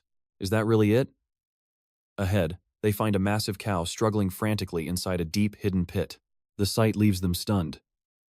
A cow? It's actually a cow trapped down there. They circle the pit in disbelief. How did it fall in? Longhair senses a trap. His gaze turns cold and calculating. This wasn't an accident. Someone dug this pit on purpose. A heavy silence falls over them. The bald soldier finally speaks, demanding to know the reason. Longhair sighs, pointing at the beast. A feast caught without breaking a single sweat. The hunters stand dazed by the luck. No time to waste. Longhair barks a command. 2 men head back to the chief to report, while the rest prepare for the arrival. He points forward like a true predator. The rest follow me. We hunt those children now. Though hesitant, they obey his lead. The group splits, disappearing into the dense, dark woods. Only 4 hunters remain in this squad, stalking their prey like wolves in the night. Sensing a shift, 𝑨𝒑𝒂𝒂𝒍𝒚𝒑𝒔𝒆 alerts the group. They stare in shock at footprints on the ground. Adult tracks, and many of them. They are close. Longhair pushes forward, his instincts screaming. The scene ahead is total devastation. Found you, he whispers, his eyes gleaming with malice. A collapsed shelter lies in ruins. He mocks the spoiled fruit scattered across the dirt floor. Ha, look at this, he sneers, grabbing a tarp. They fled and left their survival rations. Suddenly, an arrow whistles through the air. Before Longhair can react, it strikes his flesh. Terror ripples through them. Longhair and 𝑨𝒑𝒂𝒂𝒍𝒚𝒑𝒔𝒆 look up, faces twisted in pure disbelief. Dong-Yu watches from the shadows, his heart racing. The ambush worked. The plan is live. The hunters are paralyzed by the surprise. Dong-Yu grits his teeth, suppressing his trembling hands. Panic erupts instantly. Seeing the tables turned, the pale-faced hunters turn tail and flee. They're running, shoot! Flatface screams, signaling the others to pursue them into the forest. Weapons in hand, the survivors charge after the retreating hunters with a newfound, burning fury. Dong-Yu chases with rage. Flashback to last night, he was carefully mapping out the strategy. Curie translates his every move. They're here, but they won't launch a full-scale assault yet. She echoes his words perfectly. Their attack will start with scouts in 2 distinct phases. The group listens, absorbing the tactical wisdom of their young, food-blessed leader. Check quietly first, he warned. We'll capture that small group of scouts, Curie added confidently. He looks at his people, the weight of their survival resting entirely on his shoulders. Pointing to the other tribes, he coordinates the defense while Curie explains the grand plan. Mothers, children, and elders, take all the food and hide at the uncle's house immediately. Curie details Dong-Yu's desperate plan. The fighters will stay behind to face the coming storm. Dong-Yu clenches his fist, his resolve hardening. If we prepare, we can definitely win this. The tribe nods, unity forged in fire. Back in the present, Dong-Yu sprints toward prey. His eyes burn with pure hatred. Remembering the bloated face of their monstrous leader, they murdered his family. This isn't just killing, it's survival. Today, he strikes back for justice. At that moment, his comrades look around in worry, shouting into the void. They're gone! Where did they disappear to? Exhaustion begins to weigh on Dong-Yu. Suddenly, a strange footstep sounds. Something is very wrong. Just in time. He twists his body, narrowly dodging a lethal counterstrike from the shadows. The long-haired coward turns tail and flees. In and the crew won't let their prey escape. Dong-Yu's arrow is already locked on target. The runner looks back, his eyes widening in pure terror. Before he can blink, the arrow pierces his flesh. He crashes into the dirt, screaming in agony. Dao Din and Yen pounce like predators. Move and you're dead, they growl, pinning him down. Justice finally arrives in this cruel world. The villain is bound, forced to face his sins on the ground. Speak, Dao Din demands. Why did you slaughter an innocent child's family? The captive looks up. Stunned. Family? Curie's voice trembles with fury. How could he speak that word with such filth? You killed 𝑨𝒑𝒐𝒄𝒂𝒍𝒚𝒑𝒔𝒆, father, and stole his kin, she screams. Why? Give me one reason. A twisted realization crosses his face. He glares at Dong-Yu. Strangers can never be true family. His expression shifts into something demonic, devoid of any human soul. Only blood and breeders matter, he sneers. Dong-Yu's blood begins to boil at the insult. The monster cackles like a maniac. I've already marked the trail. My brothers are coming. They'll find this place and hunt you all down. None of you will survive the night. We'll take your women and thwack. Dong Yu's spear silences his filth, piercing straight through him. Agony rips through the captive's body. He grinds his teeth, clinging to his fading, wretched life. Dong Yu's gaze remains ice-cold. As dusk falls, the survivors move their camp toward the mountain base. The tribal women sit in haunting silence. Their eyes reflect a world lost to chaos and despair. Dao Moi paces like a caged wolf. Where are they? Why haven't they returned yet? Even the elders feel the creeping dread. Old Lang sighs, unable to hide his growing anxiety. Patience, the elder whispers to the group. We must wait until the appointed time. The moon reaches its zenith, casting pale light. Familiar footsteps finally echo through the dark woods. Over here, the scouts shout, finding the marks. The butcher's rage ignites like a wildfire. They stumble upon the ghost camp. Fresh blood, a subordinate yells. They were just here. He points to the markers on the high branches. The trail of breadcrumbs is finally complete. The butcher's patience snaps. Draw your steel. Prepare to slaughter every last one of them. On the other side, Dong Yu leads his people forward. Every shadow holds a potential death trap. The tension is suffocating. Suddenly, the blue-faced scouts signal. Look, over there in the clearing. The butcher steps forward, his boots heavy with murderous intent. He's ready for blood. His eyes widen in disbelief. Two of his men are swaying in the wind, hung like meat. It was the ultimate insult. This wasn't just a kill, it was a declaration of war. He grinds his teeth, fighting the urge to scream. Nearby, Ban Bao ties a final red string. Is this the spot? Ban Bao asks. Curry gives a single, sharp nod of approval. As dawn breaks, Dao Din and Yen hoist the final warning. The message is now clear. Dong Yu quickly shields Curry's eyes. Some horrors are too dark for a child to witness. This will drive them insane, the bearded warrior warns. They'll come at us with everything, the group murmurs in fear. Shouldn't we hide the bodies? They'll hunt us to the ends of the earth. But Dong Yu steps forward, stopping them. The true predator has a much darker plan. Curry interprets his silent, lethal logic for the others. His eyes burn with strategic fire. Hiding is for the weak, he signals. They will find us regardless of what we do. Instead of hiding, we will sow the seeds of terror. We will become their living nightmare. Dong Yu points to the blood-soaked earth. A grim realization dawns on the entire tribe. A mountain of corpses lies before them. This is the food, God's brutal, final judgment. Curry's voice turns cold. We are the hunters now. Witness the power of those who survive. The butcher stares at the gruesome display, his heart consumed by a devastating, soul-crushing rage. His subordinates rush to the bodies. The butcher's hands tremble as he weeps for his fallen kin. He clung to the cold corpse of his comrade, his soul-shattering cries echoing through the wasteland. Under the blood-pale moon, the butcher's voice turned to ice. Kill them all. Rage consumed him as he remembered the slaughter. He vowed to hunt down every single one of them. His subordinates hesitated, their faces pale with doubt. The butcher gasped, stunned by their sudden fear. Suddenly, an old woman emerged from the shadows like a dark omen. This was a bad sign. Who are you? He stammered. The woman remained silent, her eyes reflecting a terrifying premonition. We were always the hunters, she whispered. Our enemies were always weak and few. But now, the butcher felt a chill. The power balance had shifted, and his confidence crumbled in an instant. She pointed to the bodies.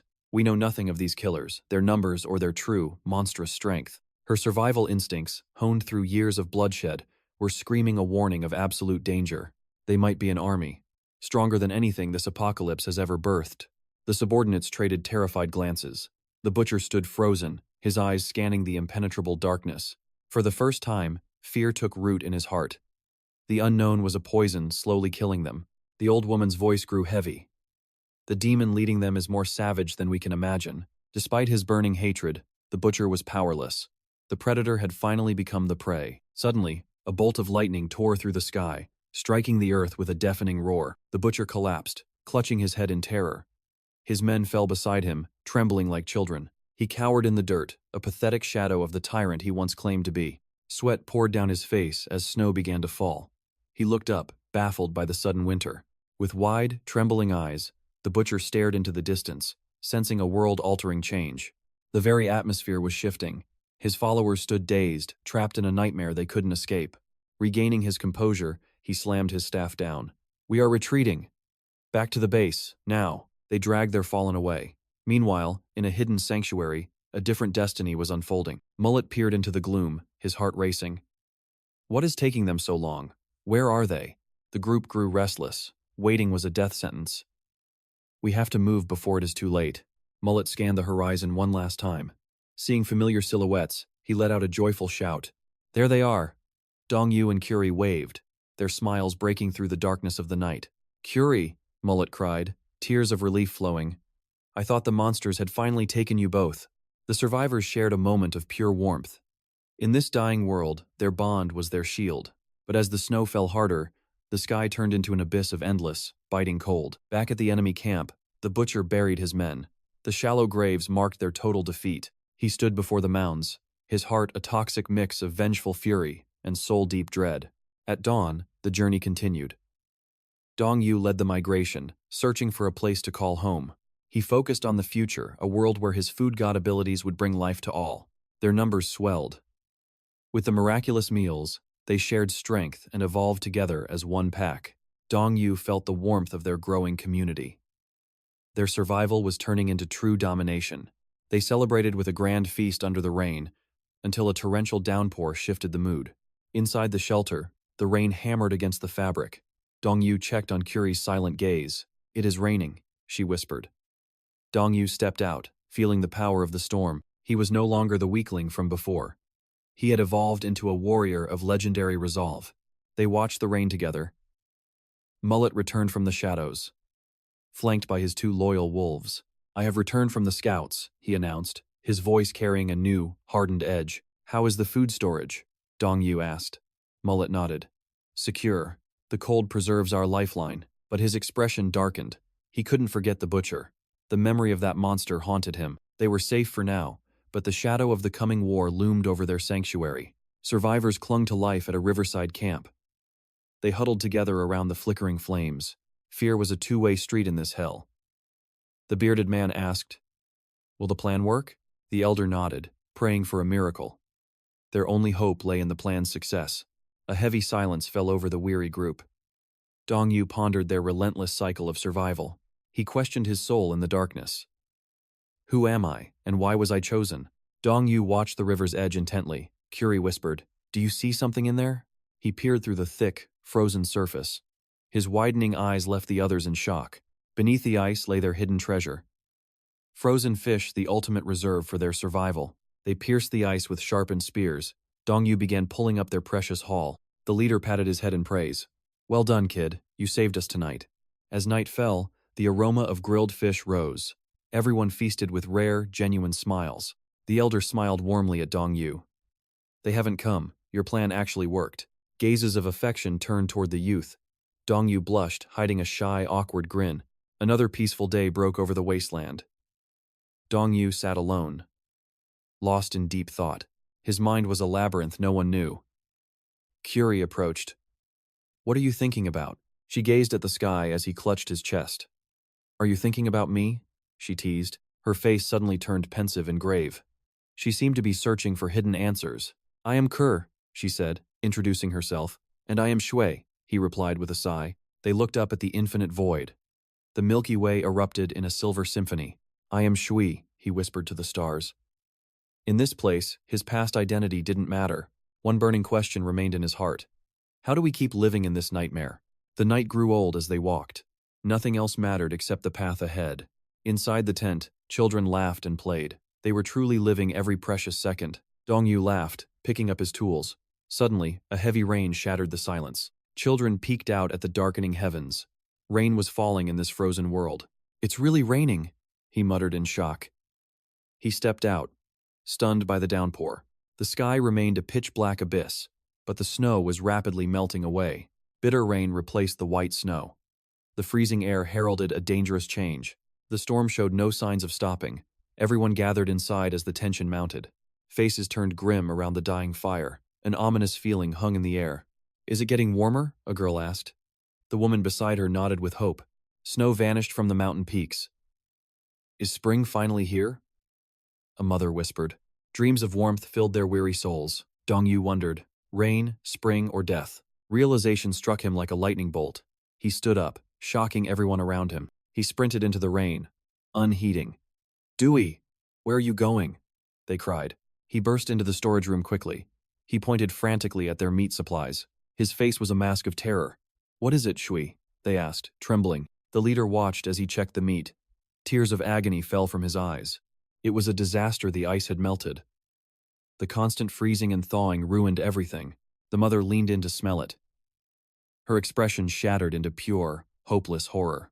The rain stopped, revealing the grim truth. Their remaining food was almost all spoiled.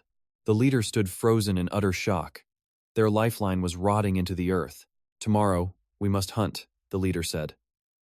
Dongyu raised a hand, stopping him. His face was deathly serious and cold. "Something far more dangerous is coming now." They watched the man with messy hair. He was frantically digging through the ruins. He tilted his head, questioning if the freezing earth could truly provide warmth. Dumpling urged them on. A massive pit was dug, proving the boys' divine instincts correct. Indeed, the three men focused entirely on excavating the frozen soil. "Observe." Dumpling judged them silently as the adults worked without a single complaint. Fluffy Hair grumbled while digging. Was this really the boy's idea? Or his partner's? He sighed, explaining it came from the boy's mind. Dumpling smiled at his companions. The boy was mysterious, silent, yet overflowing with strategic thoughts. Fluffy Hair beamed with praise. They were a perfect duo, one with the vision, the other to read it. "Focus!" Buzzcut barked, demanding absolute concentration as they neared the goal. The elder scolded them. Joking around would only delay their survival. They dove back into the dirt. Memories of last night's revelation flickered in their minds. A pre-hunt task? Everyone stared at Dongyu, confused by this new strategy. Dongyu gestured urgently. They needed a strategic storage vault for their survival. Squinty and Dumpling were baffled. A storage vault? What was such a thing? Dongyu explained. A place neither hot nor cold, perfectly balanced for food preservation. That's why they labored today to create a stable sanctuary against the changing seasons. Then, the blizzard struck. Overnight, the world was buried under a thick, white shroud. Panic surged. Fluffy Hair rushed out, face pale against the brutal, freezing climate. He stared in shock. The holes they painstakingly dug were now buried in snow. "It's all covered." They grabbed their tools, desperately clearing the white tomb. Inside the cavern, it was clear. Fluffy Hair cheered, as the group nodded in relief. "No snow here." Calmface suggested they must seal the entrance immediately. Morning arrived. Buzzcut smirked at their progress, feeling the unnatural warmth within. Calmface turned back, his expression filled with pure bewilderment. "What?" The elder gently pressed his hand against the cave's dirt floor. His face lit up. Nothing would freeze here. He praised the boy's legendary foresight. The boy's heart swelled with joy at the tribe's newfound hope. The hunt began. Buzzcut snapped branches while the others prepared their lethal gear. Wood was hauled back. Calmface calculated the measurements. "Is this long enough?" Buzzcut laughed. "A perfect fit." They wove the branches into a sturdy gate. The elder beamed at their finished masterpiece. "Done." He gestured toward the newly secured entrance that blocked the freezing wind. "Success." Dongyu and the tribe marveled at their completed survival bunker. Buzzcut made a final call. "It's time to fill this vault with our spoils." Under the daylight, the tribe's women ventured out to forage for legendary ingredients. Two Tails smiled at a vibrant flower. "Mother, is this divine plant edible?" The mother tasted it instantly. Soon, the vault was brimming with winter's bounty. Nearby, the men tracked their prey with the focus of apex predators. Calmface signaled a halt. The air grew heavy as everyone froze in place. He pointed ahead.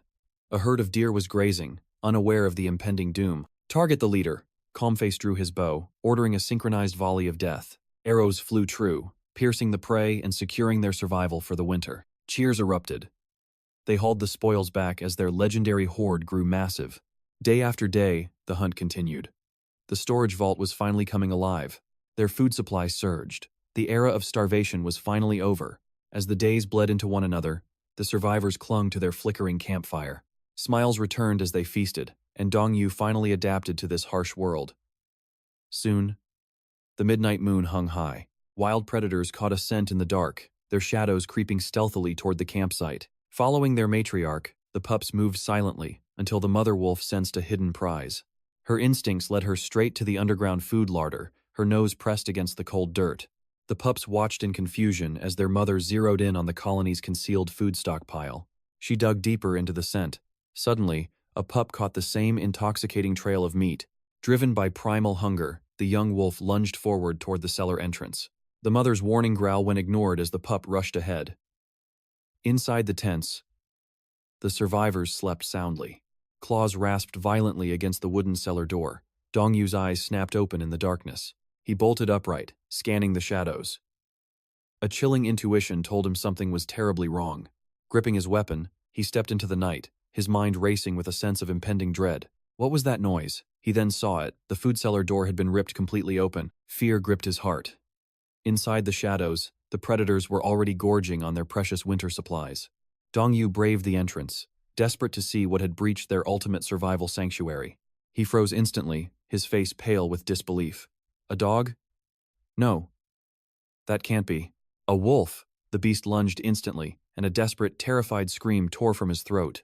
The cry jolted the entire camp awake. Yen sat up, heart pounding. Did you hear that sound? Spiky Hair looked around in a daze. Wasn't that just some wild animal in the woods? Alone in the cellar, Dongyu used his staff to hold back those snapping, hungry jaws. Why isn't anyone coming? Is my voice not reaching the tents? He panicked internally. The starving beast was relentless, its eyes glowing with feral rage as it struck again. Outside, the adults remained dazed, debating the strange noise with a frustrating sense of uncertainty. Maybe we just misheard it? While they hesitated, the nightmare continued beneath the earth. Using every ounce of his dwindling strength, Dongyu blocked another vicious, bone-crushing strike. His desperate cries finally pierced the air. The adults froze. That was definitely a human scream. The bearded man waved it off dismissively. Go back to sleep. It is just animal chatter. Dongyu was at his absolute limit. Damn it! He stared into the wolf's murderous eyes. He realized his screams were hollow. He didn't need to shout, he needed to warn them. Speak. I have to speak. His voice trembled before finally breaking free. Wolf, get up! He unleashed a roar that shook the camp. Wolf! Every head snapped toward the cellar in shock. The beast loomed closer, its hot breath hitting his skin. Dongyu's body shook uncontrollably. One last scream echoed, and suddenly, a whistling arrow sliced through the dark cellar air. Spiky Hair arrived just in time, striking the beast back. The wolf recoiled as Dongyu gasped. Get out of here now, Spiky roared. Dongyu didn't hesitate, scrambling toward the exit. The survivors were stunned to see him emerge. Dongyu? What on earth happened to you? Tears blurred his vision as Curie rushed over. Are you hurt? Talk to us. Please. Is there a wolf inside? Behind them, the sounds of a brutal battle echoed from below. Anxiety filled the camp. Gripping their spears, the men charged into the dark, narrow pit. Dongyu waited with the children, their hearts racing until the carcasses were finally dragged out. Spiky Hair tossed the dead matriarch onto the dirt with a grunt. It is finally over. A wave of relief washed over the women. But Yen raised his spear toward the pup. Before the strike landed, Dongyu stepped in. His gaze was firm, blocking the cold execution. Yen was surprised by the boy's resolve, but he eventually nodded and lowered his weapon. They set the small wolf free into the woods as a new dawn broke the horizon. Pure joy erupted among the children. Even Dongyu and his crew couldn't hide their excitement. The little wolf pup whimpered nearby.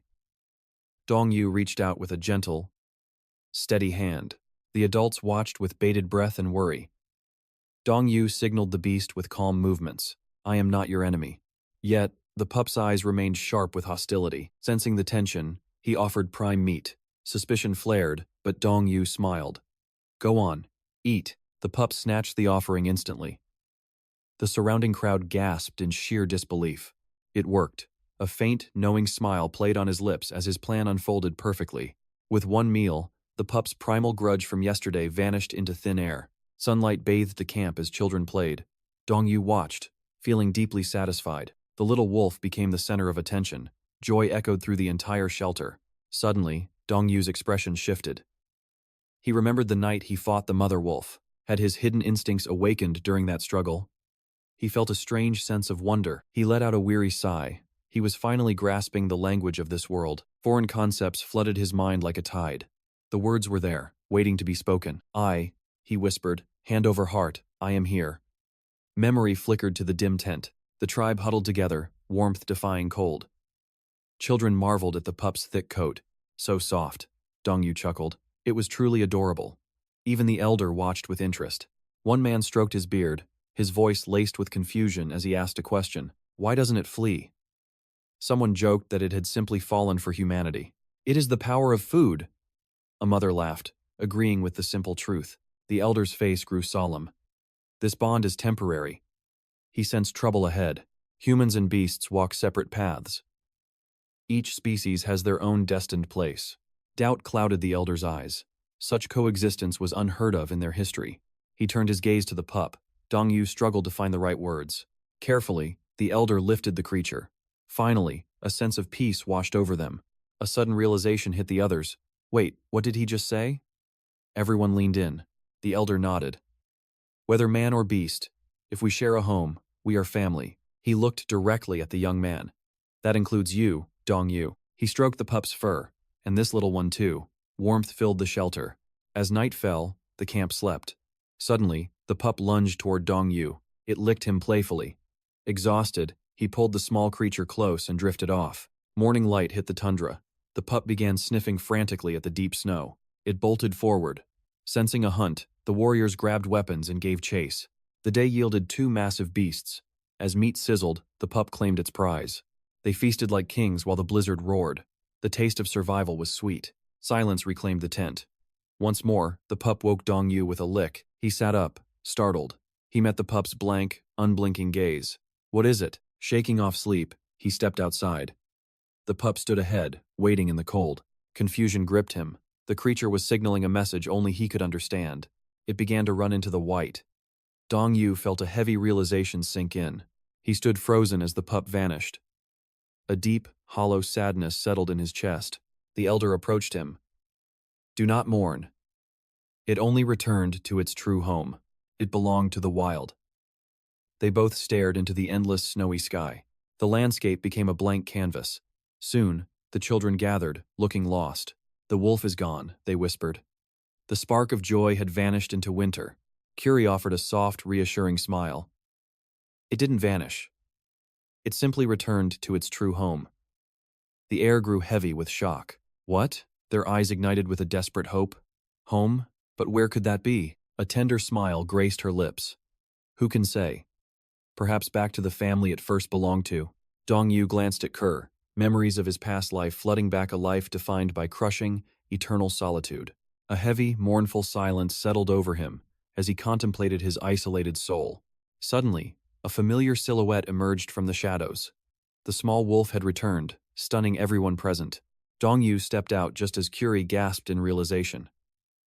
The wolf wasn't alone, it had brought 2 companions. Joy washed over Dong-yu.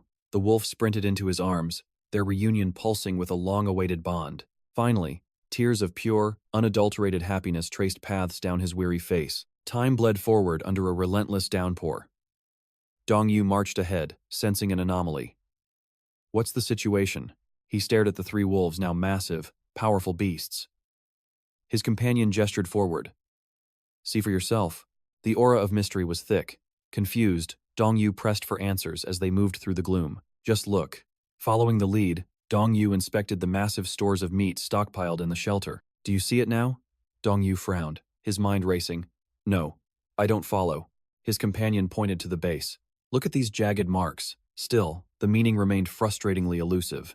Aren't those just the leftovers from our last meal? Dong-yu asked, tilting his head. A heavy sigh followed. It's everywhere. Every single slab has been systematically pillaged. Dong-yu's heart skipped. Every single one? Realizing the gravity, he spun around, eyes narrowing. Who would dare do this? Night descended. Like clockwork, the survivors gathered, their stomachs growling in anticipation of the evening's feast. Dong-yu watched them, people so easily satisfied by a simple meal, blissfully unaware of the brewing storm. Eat your fill, Dong-yu announced, slicing the rations. We have plenty of food for everyone tonight. One survivor chuckled heartily. With this much, is it even possible to satisfy everyone, boss? Indeed. Keeping this many bellies full is no easy feat. The crowd murmured their agreement immediately. Then we hunt harder, Dong-yu replied. They returned to the savory meat, the aroma filling the camp. As the fire dimmed, the survivors retreated to their tents, seeking refuge in a fitful, post-apocalyptic sleep. Dong-yu stared into the flickering embers, his face grim. An elder approached. Boy, what's weighing on your soul? He couldn't reveal his suspicions yet. Nothing, uncle. Just calculating our next move in the wasteland. His brooding silence didn't go unnoticed by his sharp-eyed companion standing nearby. "We're turning in," the elder announced. The rest of the group followed, their footsteps fading into the night. Dong-yu nodded respectfully. "Understood. We'll join you once the perimeter is secure. Douse that flame properly before you sleep," the elder warned. Dong-yu gave a polite, reassuring nod. Curie stood up to leave. Dong-yu's protective instincts flared. "Should I escort you back to your tent?" She declined with a soft smile. Soon, only Dong-yu and his loyal tracker remained in the darkness. "Why keep the elders in the dark?" the tracker whispered, his voice laced with confusion and concern. A heavy, suffocating silence stretched between them as Dong-yu weighed the consequences of his words. "The meat was stolen," Dong-yu whispered. "The thief is one of our own." His companion froze in shock. "You're suspecting our kin?" Dong-yu nodded grimly as the sky above bled into an abyssal black. Gripping his blade, the tracker hissed. "Shouldn't we be guarding the rations then? Catch them in the act?" Dong-yu shook his head, his tabis cold. "No. A direct approach won't catch a rat this clever. We lack proof," he continued. "In this world, you must find the scent before you strike." "Proof?" the tracker echoed. Dong-yu stepped forward. "Every predator leaves a trail. We just have to find it." "What tracks?" Dong-yu's eyes narrowed. The lingering scent of a secret, unauthorized fire. The realization hit him like a lightning strike. Suddenly, the wolf's ears perked up. It had found a lead. The beast gave a low, predatory growl, signaling the duo to follow. The hunt was finally on. They shadowed the wolves toward a hidden glow. A secret fire. The wolves lunged forward with primal fury.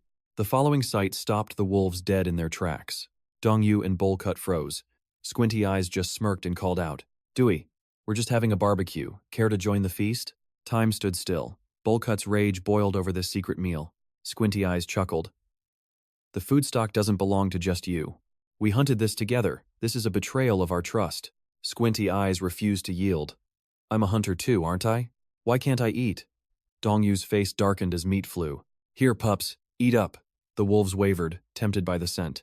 As they lunged forward, Dong-yu's hand blocked their path. "Wait! Do not touch it!" His eyes flared with divine authority. The wolves retreated instantly. Squinty Eyes forced a fake, nervous smile. "We're only eating this bit. Fresh meat shouldn't go to waste." Dong-yu's jaw tightened. He suppressed his fury for the moment. "Just this once," he warned coldly. "Never dare do this again." Squinty Eyes bragged to the women. "See? He's terrified of me. I'm the real boss here." The women laughed at his arrogance. On the walk back, Bowl-Cut fumed. "You should have been much harsher. I'll report this to the elders for you," Bowl-Cut suggested. Dong-yu shook his head. "No, let it be. I have plans." Morning arrived. The entire shelter gathered under the rising sun. Whispers broke out. "What's happening? Why are we all here?" Dong-yu smiled warmly. "Did everyone sleep well last night?" He wasted no time. It was time to seize control. Today, we established the laws. New rules for this village. "Rules?" Squinty Eyes hissed. Dong-yu stared him down with intensity. "That's the end. Like and subscribe to support the channel. See you all in the next exciting chapter. Goodbye."